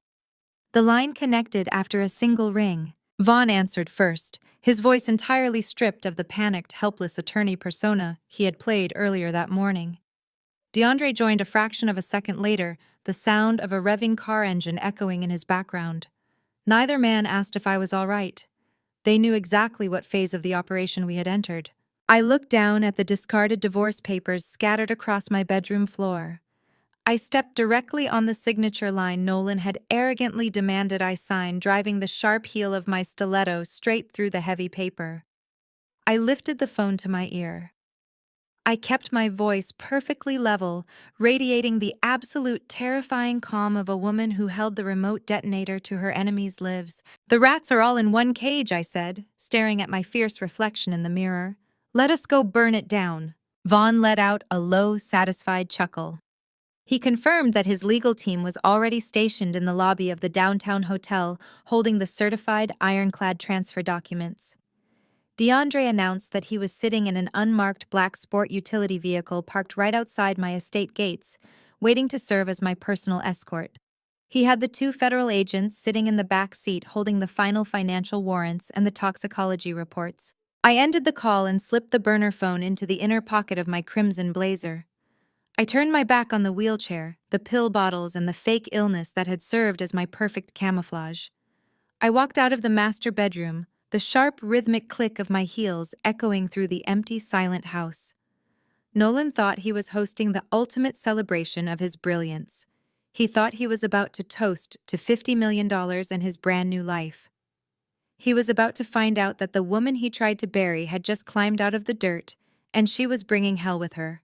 The black sport utility vehicle cut through the downtown traffic with lethal purpose. DeAndre sat in the driver's seat, his hands gripping the steering wheel with quiet, focused intensity. The two federal agents in the back remained completely silent, their presence a heavy anchor of incoming justice. We pulled up to the valet stand of the Grand Hotel, the tires screeching slightly against the pavement. I stepped out into the cool night air, the vibrant fabric of my crimson suit, acting as a visual declaration of war against the muted darkness of the city. Vaughn was waiting for us in the glittering marble lobby holding a sleek leather briefcase that contained the absolute destruction of my husband. My attorney gave me a single approving nod, his eyes gleaming with the anticipation of a courtroom bloodbath. We bypassed the standard elevators entirely and took the private express car directly to the top-floor VIP ballroom. As the elevator doors slid open, the muffled sound of polite applause and clinking crystal greeted us. We stood in the dimly lit antechamber just outside the massive gold-leafed double doors of the main ballroom. Through the heavy wood, I could hear Nolan's voice amplified over the state-of-the-art sound system. He was putting on the performance of a lifetime. He was painting himself as the tragic, reluctant hero who had valiantly stepped up to save a crumbling empire from a hopelessly ill wife. I listened as he raised his glass, offering a loud, booming toast to the executive leadership team of Apex Corporation. He thanked them for their partnership, their trust, and their $50 million investment in his brilliant new vision for the company.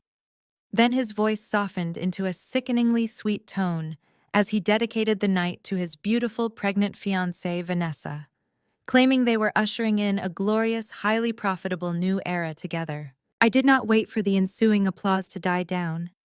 I placed my hands flat against the center of the heavy double doors and pushed them open with a forceful, echoing crash.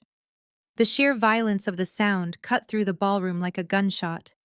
500 heads snapped toward the entrance simultaneously. The room was a sea of black tuxedos and glittering evening gowns populated by the most elite members of high society top-tier investors and the predatory executives of Apex Corporation. I stepped over the threshold, my crimson power suit burning like a flare against the muted elegance of the room. Vaughn flanked my right side, gripping his briefcase like a weapon. DeAndre flanked my left, his posture radiating absolute, impenetrable authority. The two federal agents stepped in right behind us, their silver badges catching the light of the crystal chandeliers overhead. The upbeat jazz music abruptly cut out. The cheerful chatter evaporated into a deafening, suffocating silence. As I walked forward, the massive crowd instinctively parted, creating a wide, unobstructed path straight down the center of the ballroom. It was exactly like watching the Red Sea part. I heard the sharp, frantic gasps of the investors and board members who recognized my face. I saw Patricia and Richard standing near the front row, their champagne flutes frozen in midair, their faces contorted into masks of pure, unadulterated horror.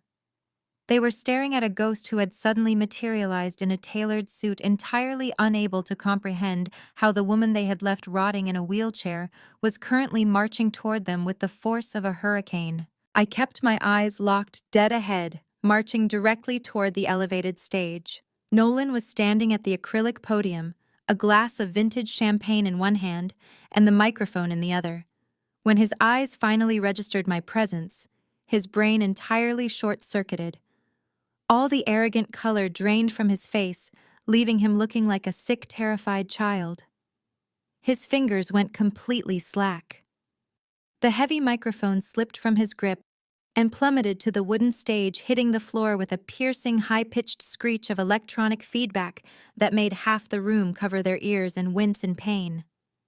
The champagne flute followed a second later, shattering into 100 pieces around his expensive leather shoes, the expensive liquid soaking into the hem of his bespoke trousers.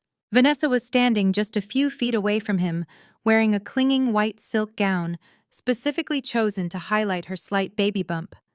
The smug, victorious glow that had defined her features for the past month completely vanished. She turned the color of freshly poured concrete, her hands dropping awkwardly to her sides. She took a stumbling, frantic step backward, her high heels catching on the stage carpeting. She looked as if the floor had just opened up to swallow her alive, her eyes darting wildly toward the exit doors guarded by the federal agents. I did not stop my relentless march until I reached the very edge of the stage, standing right below my paralyzed husband. I was not the frail, weeping, brain-damaged victim they had left shivering in the dark just a few hours ago. My posture was flawless, my breathing was perfectly calm, and my gaze was absolutely lethal. The entire ballroom held its collective breath, waiting for the impending explosion. Nolan opened his mouth, his jaw working up and down, but his vocal cords completely failed him. He stood there trembling violently, desperately trying to compute how the woman he systematically poisoned was currently staring him down with the full backing of the legal system and the federal government. I tilted my head, letting a cold, razor-sharp smile touch my red lips. The stage was finally mine, and I was about to deliver the final act. I stepped gracefully over the shattered remains of Nolan's champagne glass. The sharp crunch of crystal under my black stilettos echoed through the silent ballroom. I walked up the short flight of stairs and took my place directly beside him at the acrylic podium. Nolan shrank back, his chest heaving as if he could not pull enough oxygen into his lungs. I reached out and calmly picked up the secondary microphone resting on the stand. I tapped it once. The sharp thump reverberated through the massive speakers, ensuring that every single executive investor and socialite in the room had their undivided attention fixed entirely on me. I turned my head and looked directly into my husband's terrified, bloodshot eyes. I let my signature red lips curve into a bright, chilling smile. "Did you really think a supply chain chief executive officer would not track her own inventory?" I asked, my voice ringing out with absolute unwavering clarity. "I knew about the thallium 3 months ago." The word dropped like a physical bomb into the center of the room. A collective gasp rippled through the audience. The executives from Apex Corporation exchanged alarmed, confused glances. Nolan staggered backward, his pristine, bespoke suit suddenly looking like a poorly fitted costume. He opened his mouth desperately, trying to formulate a defense, trying to summon the charming, manipulative hedge fund manager persona that had served him for years. He stammered that I was sick, that the heavy metals had completely destroyed my mind, and that this was a tragic paranoid hallucination. I did not argue with him. I simply raised my free hand and gave a sharp, definitive nod toward the back of the ballroom. DeAndre had not remained idle by the doors. My brilliant brother-in-law had moved with swift, tactical precision straight to the main audiovisual control booth. The massive high-definition presentation screens mounted behind the stage were currently glowing with the golden logo of the Apex merger. In a fraction of a second, DeAndre hijacked the entire digital feed. The corporate logos vanished. They were instantly replaced by a series of glaring high-resolution documents blown up to 20 feet tall for the entire ballroom to witness. I turned to the audience and began my presentation. I did not speak with anger or hysteria. I delivered the facts with the clinical, merciless efficiency of an auditor exposing a fraudulent ledger. I gestured to the massive screens behind me.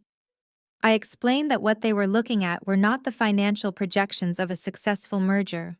They were the meticulously documented blueprints of an attempted murder. DeAndre seamlessly cycled through the slides. First, the screens displayed the encrypted black market credit card receipts. The transactions were explicitly linked to a fabricated corporate identity that DeAndre had expertly traced directly back to Nolan's private server. Next came the offshore wire transfers, highlighting the exact sums of money Nolan had siphoned from my personal accounts to purchase the toxic heavy metal from an unregulated overseas supplier. The crowd erupted into furious, shocked whispers.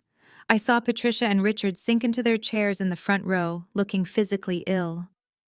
Vanessa was shaking uncontrollably, her hands covering her face, as the evidence of their lethal conspiracy was broadcast to the highest echelons of the city's elite. I directed the audience's attention to the final slide. DeAndre projected the certified laboratory results from my independent toxicologist displaying the exact chemical breakdown of the thallium they had been slipping into my daily vitamins. Placed right beside it was the purchase order for Prussian Blue, the medical antidote I had been secretly taking to neutralize their poison. I explained how Nolan and Vanessa had turned my home into a slow-moving execution chamber, fully intending to murder me so they could bypass my prenuptial agreement and inherit my company to cover Nolan's catastrophic $20 million hedge fund deficit. The sheer magnitude of the exposure finally snapped Nolan out of his paralyzed shock. The survival instincts of a cornered rat kicked in. His face twisted into a mask of wild, desperate fury. He lunged toward the edge of the stage, screaming at the top of his lungs for the hotel security team. He pointed a shaking finger at me and DeAndre, demanding that we be forcefully removed from the premises. He shouted to the Apex executives that I was a deranged, trespassing lunatic who was attempting to sabotage a legally binding corporate transition with forged documents. 4 broad-shouldered hotel security guards immediately rushed down the center aisle, responding to the chaotic demands of the man who had rented the ballroom. But they never even made it to the first step of the stage. The 2 federal agents who had been standing quietly at the back of the room moved with explosive speed. They stepped directly in front of the hotel security team, physically blocking their path. In perfect unison, the agents reached into their suit jackets and withdrew their silver federal badges, holding them high for the entire room to see. One of the agents spoke, his voice carrying the heavy, indisputable weight of the United States government. He ordered the hotel security to stand down immediately. He announced that no one was to approach the stage and that the ballroom was now under federal jurisdiction. Nolan stopped screaming. He froze at the edge of the stage, his hands still suspended in the air. His eyes locked onto the silver badges gleaming under the crystal chandeliers. He looked up at the massive screens displaying his offshore routing numbers, then slowly turned his head to look at me. I watched the exact second his reality completely shattered. The arrogant, untouchable corporate conqueror evaporated into nothing. He realized that the documents on the screen were not just embarrassing accusations. He realized that the men blocking the aisle were not rival corporate attorneys. He realized that this was no longer a boardroom dispute over supply chain patents and executive titles. It was a federal crime scene. Nolan took a shaky, trembling step away from the podium. His knees visibly buckled under the crushing weight of the trap he had just walked into. The air left his lungs in a sharp, pathetic wheeze. The master manipulator had finally run out of lies, and the absolute finality of his destruction was staring him right in the face. Nolan's initial shock began to curdle into a frantic, cornered rage. The survival instincts of a narcissist overrode his paralyzing fear. He grabbed the edges of the acrylic podium so hard his knuckles turned stark white. He leaned forward and shouted into the dead air of the ballroom, his voice cracking with desperation. He screamed that the federal agents had absolutely no jurisdiction over corporate governance. He pointed at me, declaring that I was legally incapacitated. He insisted that the power of attorney was fully notarized, completely bulletproof, and recognized by the board of directors. He yelled that he was the undisputed acting chief executive officer and that he had the absolute legal right to sell the company. He turned his wild, desperate eyes toward the front row, directly targeting the executive leadership team of Apex Corporation. He begged them to ignore the presentation screens. He promised them that the $50 million merger was fully executed, legally binding, and ready to move forward. He claimed this entire spectacle was nothing but a theatrical, malicious stunt orchestrated by a bitter, mentally unstable founder who could not handle losing her crown. I did not raise my voice to argue with him. I did not need to shout over the frantic ramblings of a drowning man. I simply took a step back from the podium and gave a brief nod to Vaughn. My 50-year-old corporate attorney adjusted the cuffs of his tailored suit jacket. He walked up the short flight of stairs with the calm, predatory grace of a man who dismantled Fortune 500 companies for sport. Vaughn stepped up to the microphone. He did not yell. He spoke with a deep, resonant authority that commanded absolute silence from the panicked crowd. He fixed his gaze entirely on the chief executive officer of Apex Corporation sitting in the front row. Vaughn informed the Apex leadership team that they might want to carefully review the fine print of the acquisition documents Nolan had just forced upon them. He stated that my treacherous husband was actually correct about one specific thing. The power of attorney was indeed legally binding.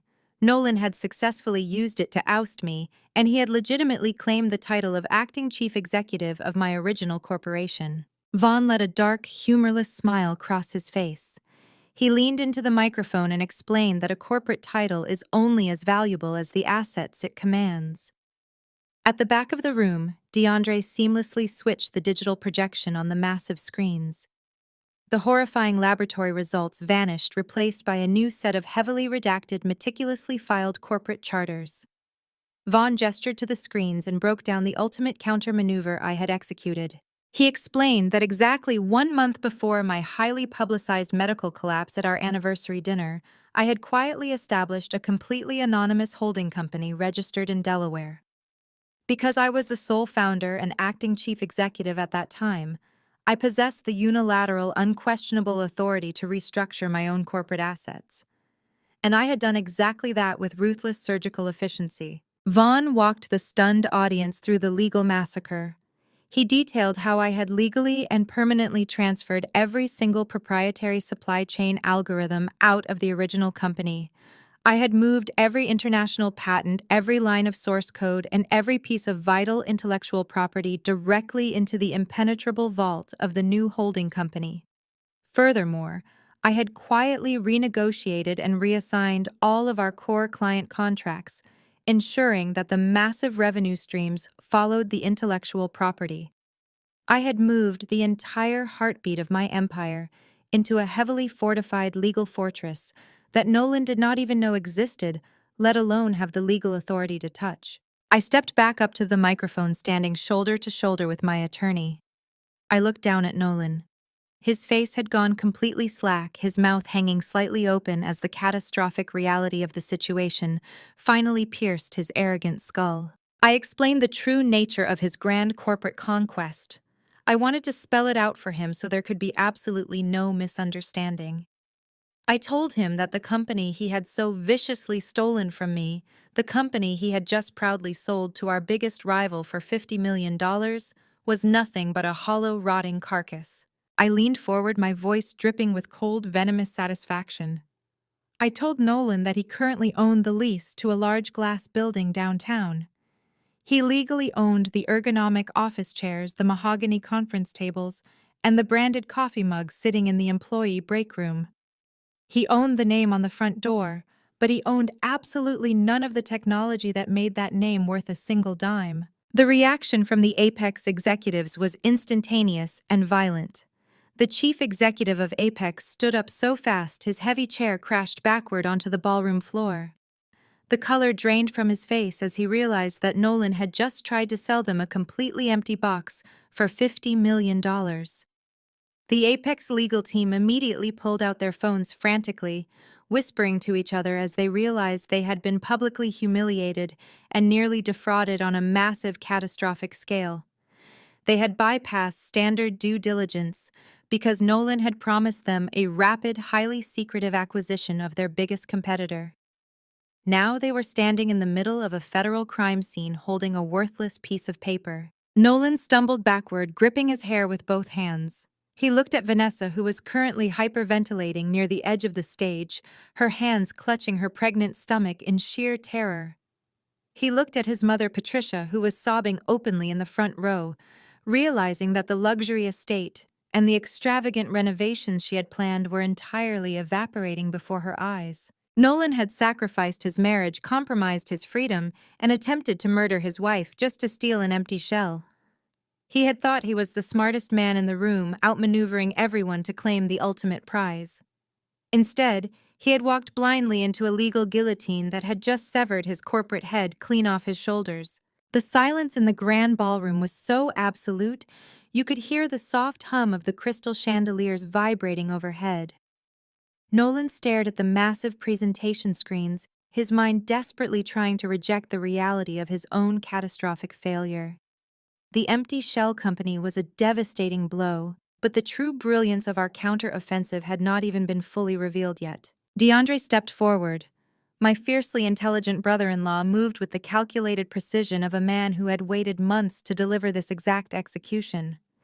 He took the microphone from Vaughn and looked out over the sea of horrified executives. DeAndre did not raise his voice. He spoke with the cold, measured tone of an auditor delivering a final damning verdict. He directed the attention of the room back to the digital screens. With a single tap on his tablet, DeAndre replaced the corporate charters with a dense, highly complex financial ledger. Bright red numbers flooded the display, casting a harsh, bloody glow over the front rows of the audience. DeAndre explained that a brilliant chief executive officer does not simply abandon an empty corporate shell. She weaponizes it. When I transferred the valuable intellectual property and the lucrative client contracts into my hidden holding company, I did not dissolve the original entity. Instead, I used my ultimate executive authority to legally restructure our worst-performing assets. I took every ounce of toxic debt from a failing overseas logistics subsidiary and anchored it directly into the shell company. It was a massive, highly aggressive, high-yield debt package totaling exactly $40 million. A collective gasp ripped through the audience of elite investors. They instantly recognized the lethal nature of the financial instrument displayed on the screen. Nolan looked up at DeAndre, his breathing shallow and rapid. He stammered that corporate debt belonged to the corporation, not to the executives. He desperately tried to cling to the basic principles of limited liability, insisting that the $40 million deficit was my problem to solve, not his. DeAndre let out a low, dark laugh that chilled the room. He leaned into the microphone and dismantled Nolan's final, desperate hope. He explained the lethal legal trap that Vaughn had so masterfully buried inside the fraudulent paperwork. By using a fabricated medical proxy to bypass the board of directors, and by unilaterally forcing the Apex merger without proper financial due diligence or shareholder ratification, Nolan had committed gross fiduciary negligence. DeAndre pointed directly at the shredded remains of the champagne glass at Nolan's feet.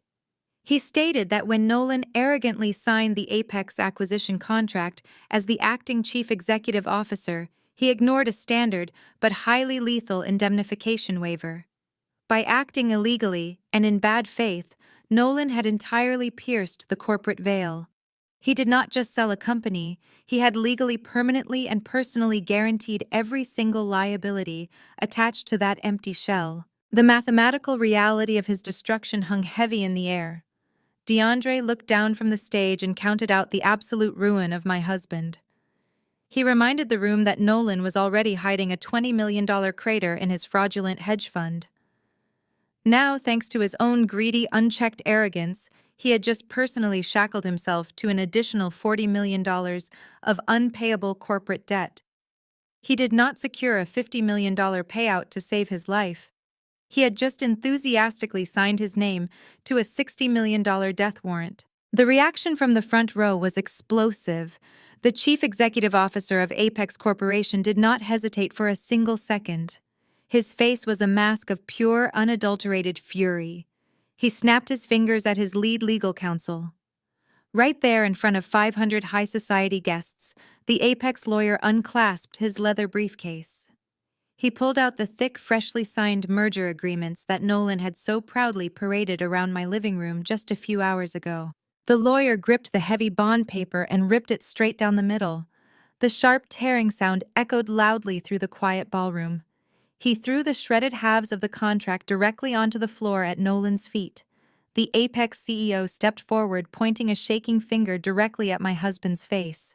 He promised in a low, dangerous growl that if Nolan ever dared to mention the Apex brand name again, he would unleash an army of corporate litigators to bury him so deep in civil suits he would never see the light of day.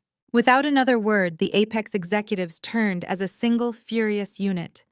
They marched down the center aisle, their heavy footsteps sounding like a military retreat. The heavy gold-leaf doors swung open and swallowed them whole, leaving Nolan entirely defenseless. The departure of the Apex team was the final blow that broke him completely. The last remnants of strength left Nolan's legs. He physically collapsed, his knees hitting the hardwood floor of the ballroom with a dull thud. He landed right in the center of the shattered crystal from his celebratory toast, but he did not even seem to feel the sharp shards pressing into his expensive tailored trousers. He looked like a hollow, terrified shell of a man.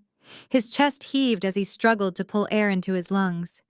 He slowly turned his head to look for his co-conspirators, desperately searching for a lifeline that no longer existed. Vanessa was backing away from the stage as fast as her high heels would allow.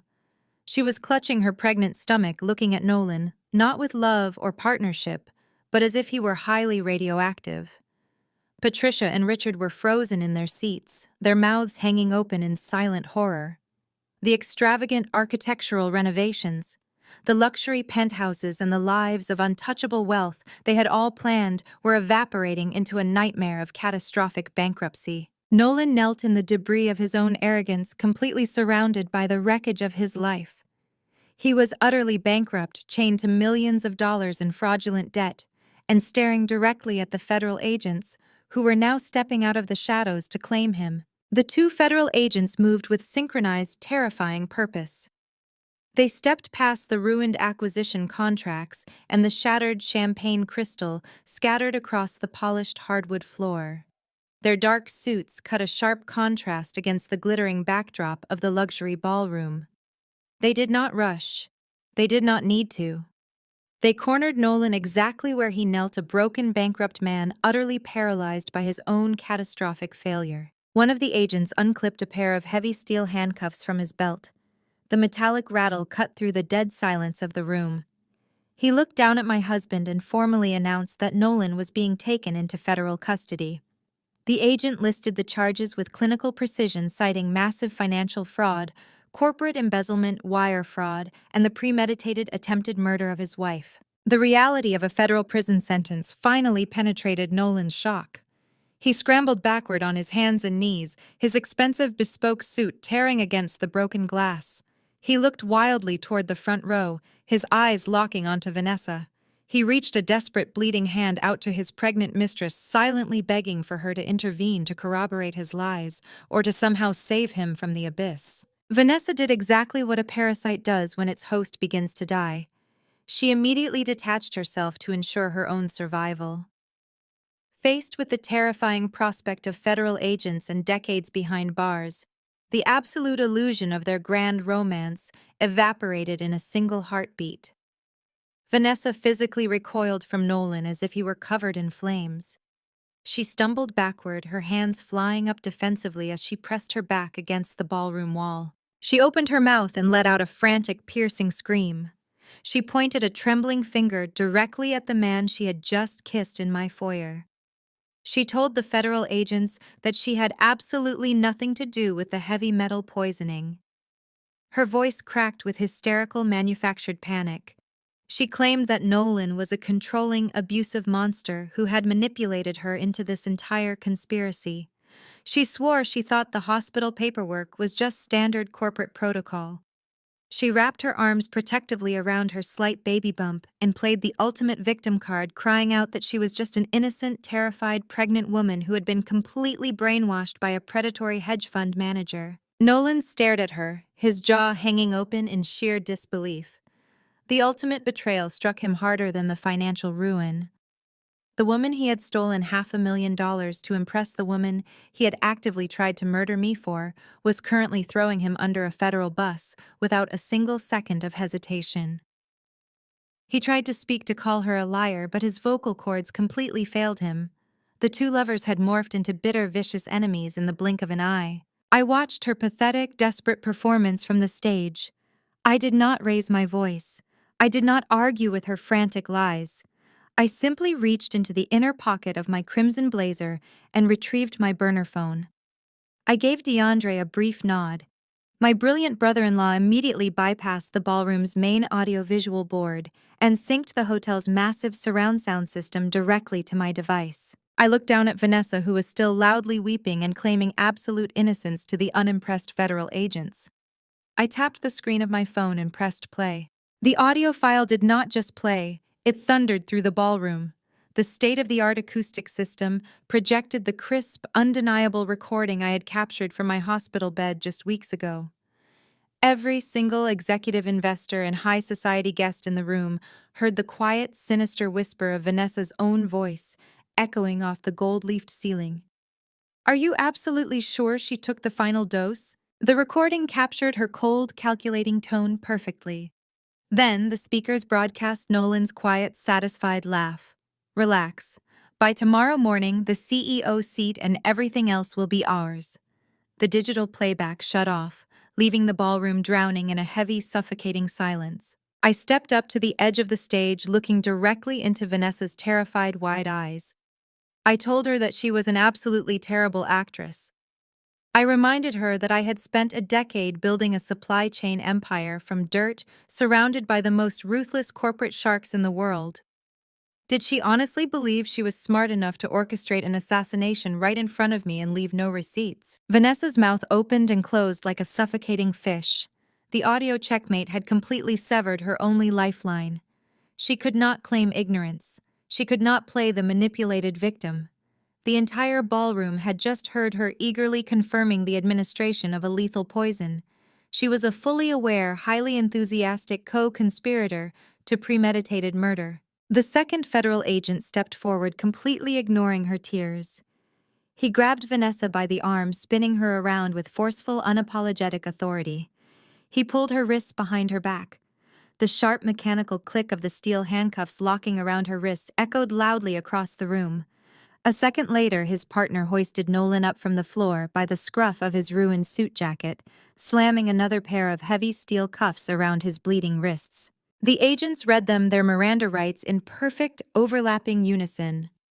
The cold, monotone recitation of their legal rights served as the final, brutal punctuation mark to their absolute destruction. The federal agents turned them around and began the long, agonizing march down the center aisle of the VIP ballroom. They did not try to hide them. They paraded the two traitors right through the middle of the crowd. The high society guests, the elite investors, and the former colleagues stood in stunned, dead silence. No one offered a word of comfort. No one stepped forward to help. The crowd simply watched, their eyes wide with shock and morbid fascination, as the arrogant hedge fund manager and his treacherous mistress were dragged away in disgrace. A few guests even pulled out their smartphones mercilessly, recording the humiliating perp walk to ensure their social and professional annihilation would be broadcast across the internet before they even reached the police cruisers downstairs. I stood on the stage in my crimson suit, my posture rigid and my expression carved from ice. I watched the heavy ballroom doors swing shut behind them, sealing their fate. My husband and my former best friend had walked into this hotel expecting to be crowned royalty. Instead, they were leaving in the back of a federal transport vehicle, stripped of their wealth, their dignity, and their freedom. The morning sun broke over the horizon, casting a sharp, unforgiving light across the estate. I pulled up to the wrought iron gates in the back of a black sport utility vehicle. The massive stone house stood exactly as I had left it, but the energy surrounding it had entirely shifted. It was no longer a golden cage or a crime scene. It was a reclaimed fortress. I stepped out of the vehicle, smoothing the lapels of a fresh tailored black blazer. DeAndre walked beside me holding a thick manila folder. Vaughn had already handled the law enforcement logistics, ensuring a marked patrol car was parked discreetly at the end of the street, waiting for my signal. I unlocked the heavy mahogany front doors and pushed them open. The grand foyer was in a state of absolute frantic chaos. The sounds of clattering metal and tearing canvas echoed from the formal dining room. I walked silently across the marble floor, my heels clicking with deliberate, measured precision. I stood in the arched doorway of the dining room and watched the pathetic spectacle unfold. Patricia and Richard were acting like desperate scavengers on a sinking ship. Richard was hastily pulling a priceless original oil painting off the wall, his hands fumbling with the heavy, gilded frame.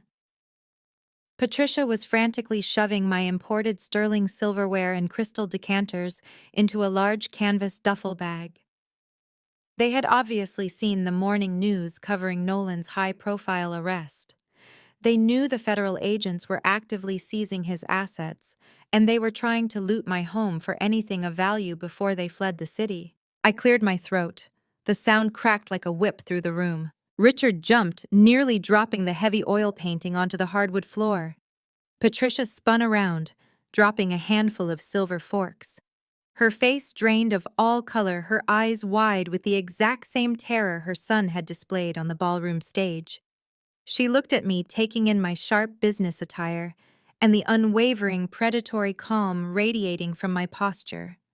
She stammered, trying to formulate an excuse, claiming they were just securing my valuables because the house would inevitably be seized by the federal authorities to cover Nolan's massive hedge fund debts. I did not entertain her pathetic lies.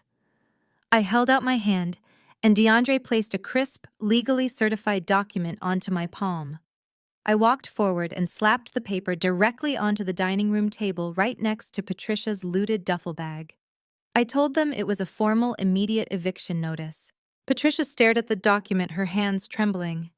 She shrieked that the house belonged to Nolan, that he had transferred the deed to himself, using the power of attorney, and that she had a legal right to remain on the property. I let out a cold, sharp laugh. I leaned over the table, looking my mother-in-law dead in the eyes. I explained that her son was a remarkably arrogant, incredibly stupid man. I told her that my estate was never listed under my personal name. Years before I even met Nolan, I had placed the deed to the property inside an impenetrable, irrevocable blind trust managed by an offshore corporate entity. I informed her that the power of attorney Nolan had forced me to sign was completely powerless against that trust. He never owned a single brick, a single window, or a single blade of grass on this property. He could not transfer the deed because he did not possess the legal clearance to even look at the authentic title. The reality of her absolute destitution finally crashed down on Patricia. The extravagant architectural renovations, the open-concept entertainment pavilion, the luxury lifestyle she had envisioned, it was all a humiliating fantasy. Her knees buckled and she sank into one of the dining chairs. She began to weep desperately, grasping at the sleeve of my blazer. She begged for mercy. She cried that they had nowhere to go, that Richard was unemployed, and that Nolan's criminal defense would bankrupt them completely. She actually had the audacity to play the family card, pleading that we were bound by marriage, begging me not to throw her out onto the street. I pulled my arm out of her grip with a sharp, disgusted motion. I told her that family does not measure a woman's living room for demolition while she is dying in a wheelchair upstairs. I signaled DeAndre again. My brother-in-law pulled a second, highly detailed document from his folder and handed it to me. I dropped it directly onto Patricia's lap. I explained that it was an itemized, legally binding invoice. I had meticulously calculated the replacement value of every single custom-tailored power suit, silk blouse, and designer coat she had callously thrown into cardboard boxes to donate. I added the exorbitant fees the contractor had charged to knock down my custom fireplace and damage my load-bearing walls. The total came to exactly $35,000. I told her that my corporate litigators would be aggressively pursuing her for every single cent, and if she could not pay, they would gladly seize whatever pathetic personal assets she had left to her name. Richard tried to step forward, puffing out his chest in a weak display of physical intimidation, but DeAndre instantly blocked his path. My brother-in-law did not say a word. He simply crossed his arms, his imposing presence entirely neutralizing Richard's fake bravado. I looked at the grandfather clock ticking in the hallway. I turned back to Patricia and delivered my final mandate. I told them they had exactly 10 minutes to drop the stolen silverware, pack their own cheap suitcases, and walk out of my front door. I informed them that if they were still standing on my property when the clock struck the hour, the police cruiser parked at the end of the street would be rolling up the driveway to arrest them both for criminal trespassing and grand larceny. Panic completely overrode their greed. Richard dropped the oil painting against the wall and sprinted toward the guest bedrooms to grab his bags. Patricia left the duffel bag of silver on the table, stumbling over her own feet as she rushed up the stairs, sobbing uncontrollably. The illusion of their superiority was entirely shattered, leaving nothing but two desperate parasites scrambling to escape the fortress they had tried to steal. Exactly 90 days after I stood in my marble foyer and watched the parasites flee my estate, I found myself sitting in the rigid wooden gallery of a federal courthouse. The air inside the room was heavy, smelling of lemon polish and absolute institutional defeat. Vaughn sat comfortably to my right, looking as relaxed as if he were attending a casual Sunday brunch. DeAndre sat to my left, his dark eyes fixed intensely on the defense table. There were no bespoke suits or tailored cashmere dresses today. Nolan and Vanessa sat entirely broken, stripped of their high society armor, and dressed in identical shapeless orange jumpsuits. The arrogant hedge fund manager who had tried to bury me alive was completely unrecognizable. His hair was thinning, his posture was violently hunched, and his hands shook uncontrollably as they rested on the defense table. Vanessa sat beside him, weeping silently, her face pale and devoid of the smug superiority she had worn while parading around my home. They did not even look at each other. The toxic alliance they had built on greed and betrayal had completely shattered the moment the steel handcuffs locked around their wrists.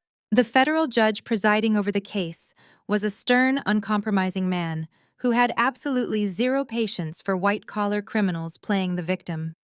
He struck his wooden gavel and delivered a sentencing mandate that echoed through the silent courtroom like thunder. He addressed Nolan first. The judge listed the catastrophic timeline of offenses with clinical disgust. He cited the $20 million hedge fund fraud, the corporate embezzlement, the forged medical proxies, and the calculated, premeditated attempt to murder a spouse with heavy metals. The judge stared down at my husband and stated that his actions represented the absolute pinnacle of human depravity and corporate greed. He sentenced Nolan to 15 years in a maximum security federal penitentiary without the possibility of early parole. Nolan did not speak. He did not cry out. He simply dropped his head into his shaking hands, fully absorbing the terrifying reality that his life as a free man was officially over. The judge then turned his attention to Vanessa. Her defense attorney had spent weeks desperately trying to paint her as an innocent, manipulated pregnant woman who had been coerced into the plot by a predatory man. The judge immediately shut that narrative down. He explicitly referenced the crystal-clear audio recording I had captured from the hospital room, reminding the court that Vanessa had eagerly confirmed the administration of a lethal poison. She was an active, enthusiastic co-conspirator to attempted murder. The judge sentenced her to 8 years in a federal women's correctional facility. Vanessa collapsed against the defense table, her frantic sobs filling the room as the bailiff stepped forward to escort them both back to their holding cells. I sat perfectly still, watching the heavy courtroom doors swing shut behind them. I felt no pity, no lingering heartbreak, and no remorse. The universe had demanded a reckoning, and I had personally delivered the executioner's block. The absolute destruction of my enemies did not stop at the courtroom doors. While Nolan and Vanessa traded their luxury penthouses for concrete cells, the collateral damage completely incinerated Patricia and Richard. When the federal authorities seized Nolan's assets, my mother-in-law and brother-in-law had panicked. Convinced that Nolan could somehow beat the charges and restore their path to unimaginable wealth, they had foolishly liquidated every single asset they owned to hire a team of high-powered, aggressively expensive defense attorneys. They drained their retirement accounts, emptied their meager savings, and sold whatever valuable possessions they had left. The defense team took their money, lost the case spectacularly, and walked away, leaving Patricia and Richard completely destitute. They were evicted from their comfortable suburban rental shortly after the trial concluded. They ended up signing a lease on a tiny run-down one-bedroom apartment on the extreme industrial outskirts of the city. I had Vaughn's private investigators verify the location just to close the file. The investigators reported that the building was situated next to a noisy freight train track plagued by faulty plumbing and peeling linoleum floors. It was exactly the kind of impoverished working-class environment that Patricia had spent her entire life mocking and looking down upon. To seal their financial coffin, Vaughn's law firm aggressively pursued the $35,000 invoice I had handed Patricia on the day I evicted her from my estate. Since she had no liquid cash left, Vaughn legally garnished the remaining scraps of her state benefits and Richard's minimum wage paychecks. Every single month, a percentage of their pathetic income was automatically routed directly into my corporate accounts to pay for the walls they had so arrogantly demolished. They were officially trapped in a cycle of poverty, paying off a debt for a mansion they tried to steal. The final brilliant stroke of justice belonged entirely to DeAndre. While the federal prosecutors handled the criminal convictions, my brother-in-law waged a merciless financial war to reclaim my stolen wealth. He targeted the luxury penthouse condo that Nolan had purchased for Vanessa using my embezzled funds. Vanessa's lawyers had attempted to argue that the $500,000 property was a legitimate gift and thus shielded from asset seizure. DeAndre absolutely shredded their defense. He provided the federal financial regulators with a flawless, irrefutable paper trail mapping every single dollar from my private high-yield savings account straight into the real estate brokerage's escrow. Because the funds were obtained through documented wire fraud and corporate embezzlement, the federal government swiftly froze the deed.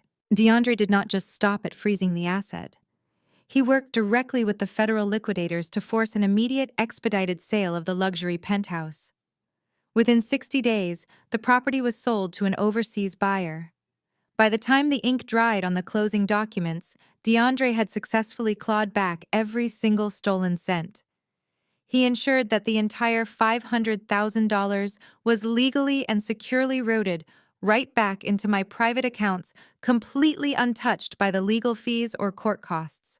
I walked out of the federal courthouse that afternoon, flanked by the two men who had helped me orchestrate the greatest turnaround of my life. The sky above the city was a brilliant, cloudless blue.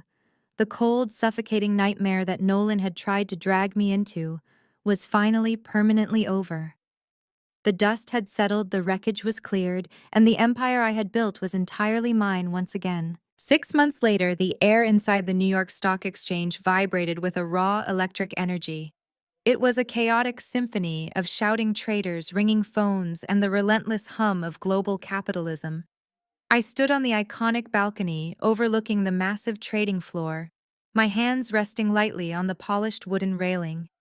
Massive silk banners cascaded from the vaulted ceiling, displaying the sleek, redesigned logo of my holding company. The very same anonymous entity I had created in the shadows to protect my intellectual property was now stepping into the blinding light of the public market. I wore a pristine white tailored suit today, a stark departure from the crimson armor I had worn to slaughter my enemies at the hotel gala. The red suit was for war, the white suit was for total, undeniable victory. The financial press had spent the last 6 months dissecting my corporate maneuver. They called it the most ruthless, brilliant defensive restructure in modern Silicon Valley history. When the dust settled from Nolan's arrest and the Apex Corporation fled the crime scene in absolute terror, I had seamlessly transitioned my patents, my elite engineering teams, and my massive logistics contracts into this new corporate structure. We had not just survived the attempted hostile takeover, we had aggressively expanded our market share. The street was ravenous for our initial public offering. The underwriters had priced our opening shares at a premium, and the pre-market indicators suggested we were about to experience a massive, unprecedented surge in valuation. I turned my head away from the bustling trading floor below and looked at the three people standing right beside me on the balcony. They were not smiling for the cameras or posing for financial magazines. They were smiling entirely for me. To my right stood Vaughn. My brilliant corporate attorney wore a perfectly tailored charcoal suit, his arms crossed comfortably over his chest. He looked down at the trading floor with the satisfied, quiet pride of a master architect watching his greatest blueprint come to life.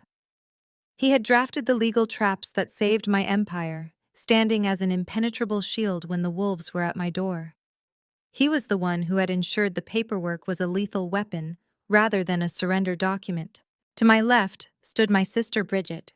She reached out and squeezed my hand, her eyes shining with absolute unfiltered joy. She had flown across the country the second she learned the truth about my collapse, dropping everything to help me rebuild the personal pieces of my life. She did not ask questions or offer hollow platitudes. She simply showed up and anchored me to reality while the legal battles raged in the background. Standing right beside Bridget was DeAndre.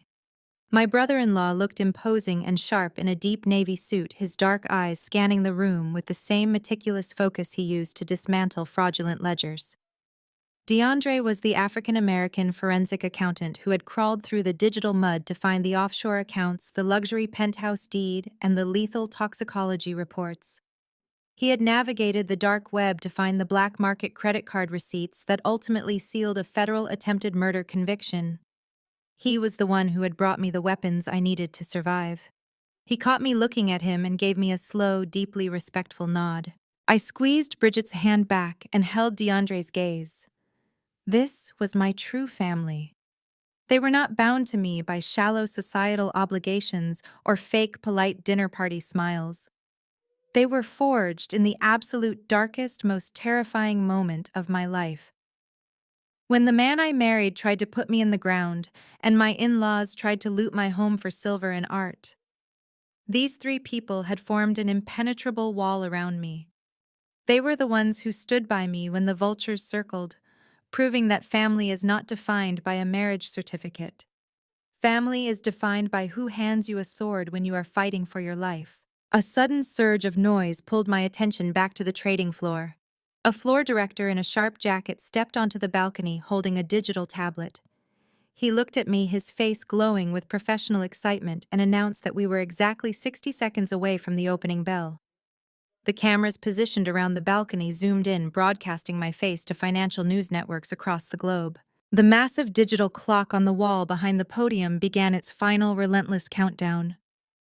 The voices of hundreds of traders below began to chant the numbers in unison, their shouts echoing off the marble pillars. I stepped forward and placed my hand firmly over the polished brass button that controlled the ceremonial opening bell. My pulse remained perfectly steady. I did not feel a single trace of the weak, dying woman who had lain trembling in a VIP hospital bed 6 months ago. That woman was a phantom, a temporary ghost I had created to lure my enemies into a fatal trap. While Nolan sat rotting in a concrete federal cell, I was standing at the absolute pinnacle of global commerce. 10, 9, 8. The chanting grew louder, a roaring wave of anticipation. 3, 2, 1. I pushed the button down with absolute, unwavering force. The sharp, resonant clang of the opening bell shattered the air. The trading floor immediately erupted into a deafening roar of applause and shouting. Confetti rained down from the ceiling, catching the bright studio lights as the massive digital screens flashed green. Our stock ticker symbol appeared on the main board, and the opening price instantly surged upward, climbing millions of dollars in valuation in a matter of seconds. I looked out over the cheering crowd, my white suit glowing under the flashes of a dozen cameras. I took a deep, steady breath, letting the chaotic, beautiful noise of absolute victory wash over me. I delivered a sharp internal monologue, a final vow to myself amidst the roaring applause. They thought my kindness was weakness. They thought they could bury me alive and feast on my life's work. But they forgot one crucial rule of business. A true CEO never leaves a vulnerability unpatched. They dug a grave for me, but I just used it as the foundation to build my empire. The story of Cassidy's survival is a masterclass in emotional restraint and strategic resilience. The most profound lesson here is that true power lies in the quiet, calculated response to betrayal, not in the immediate explosion of anger. When faced with ultimate treachery, she didn't let emotions dictate her actions. She weaponized their underestimation of her.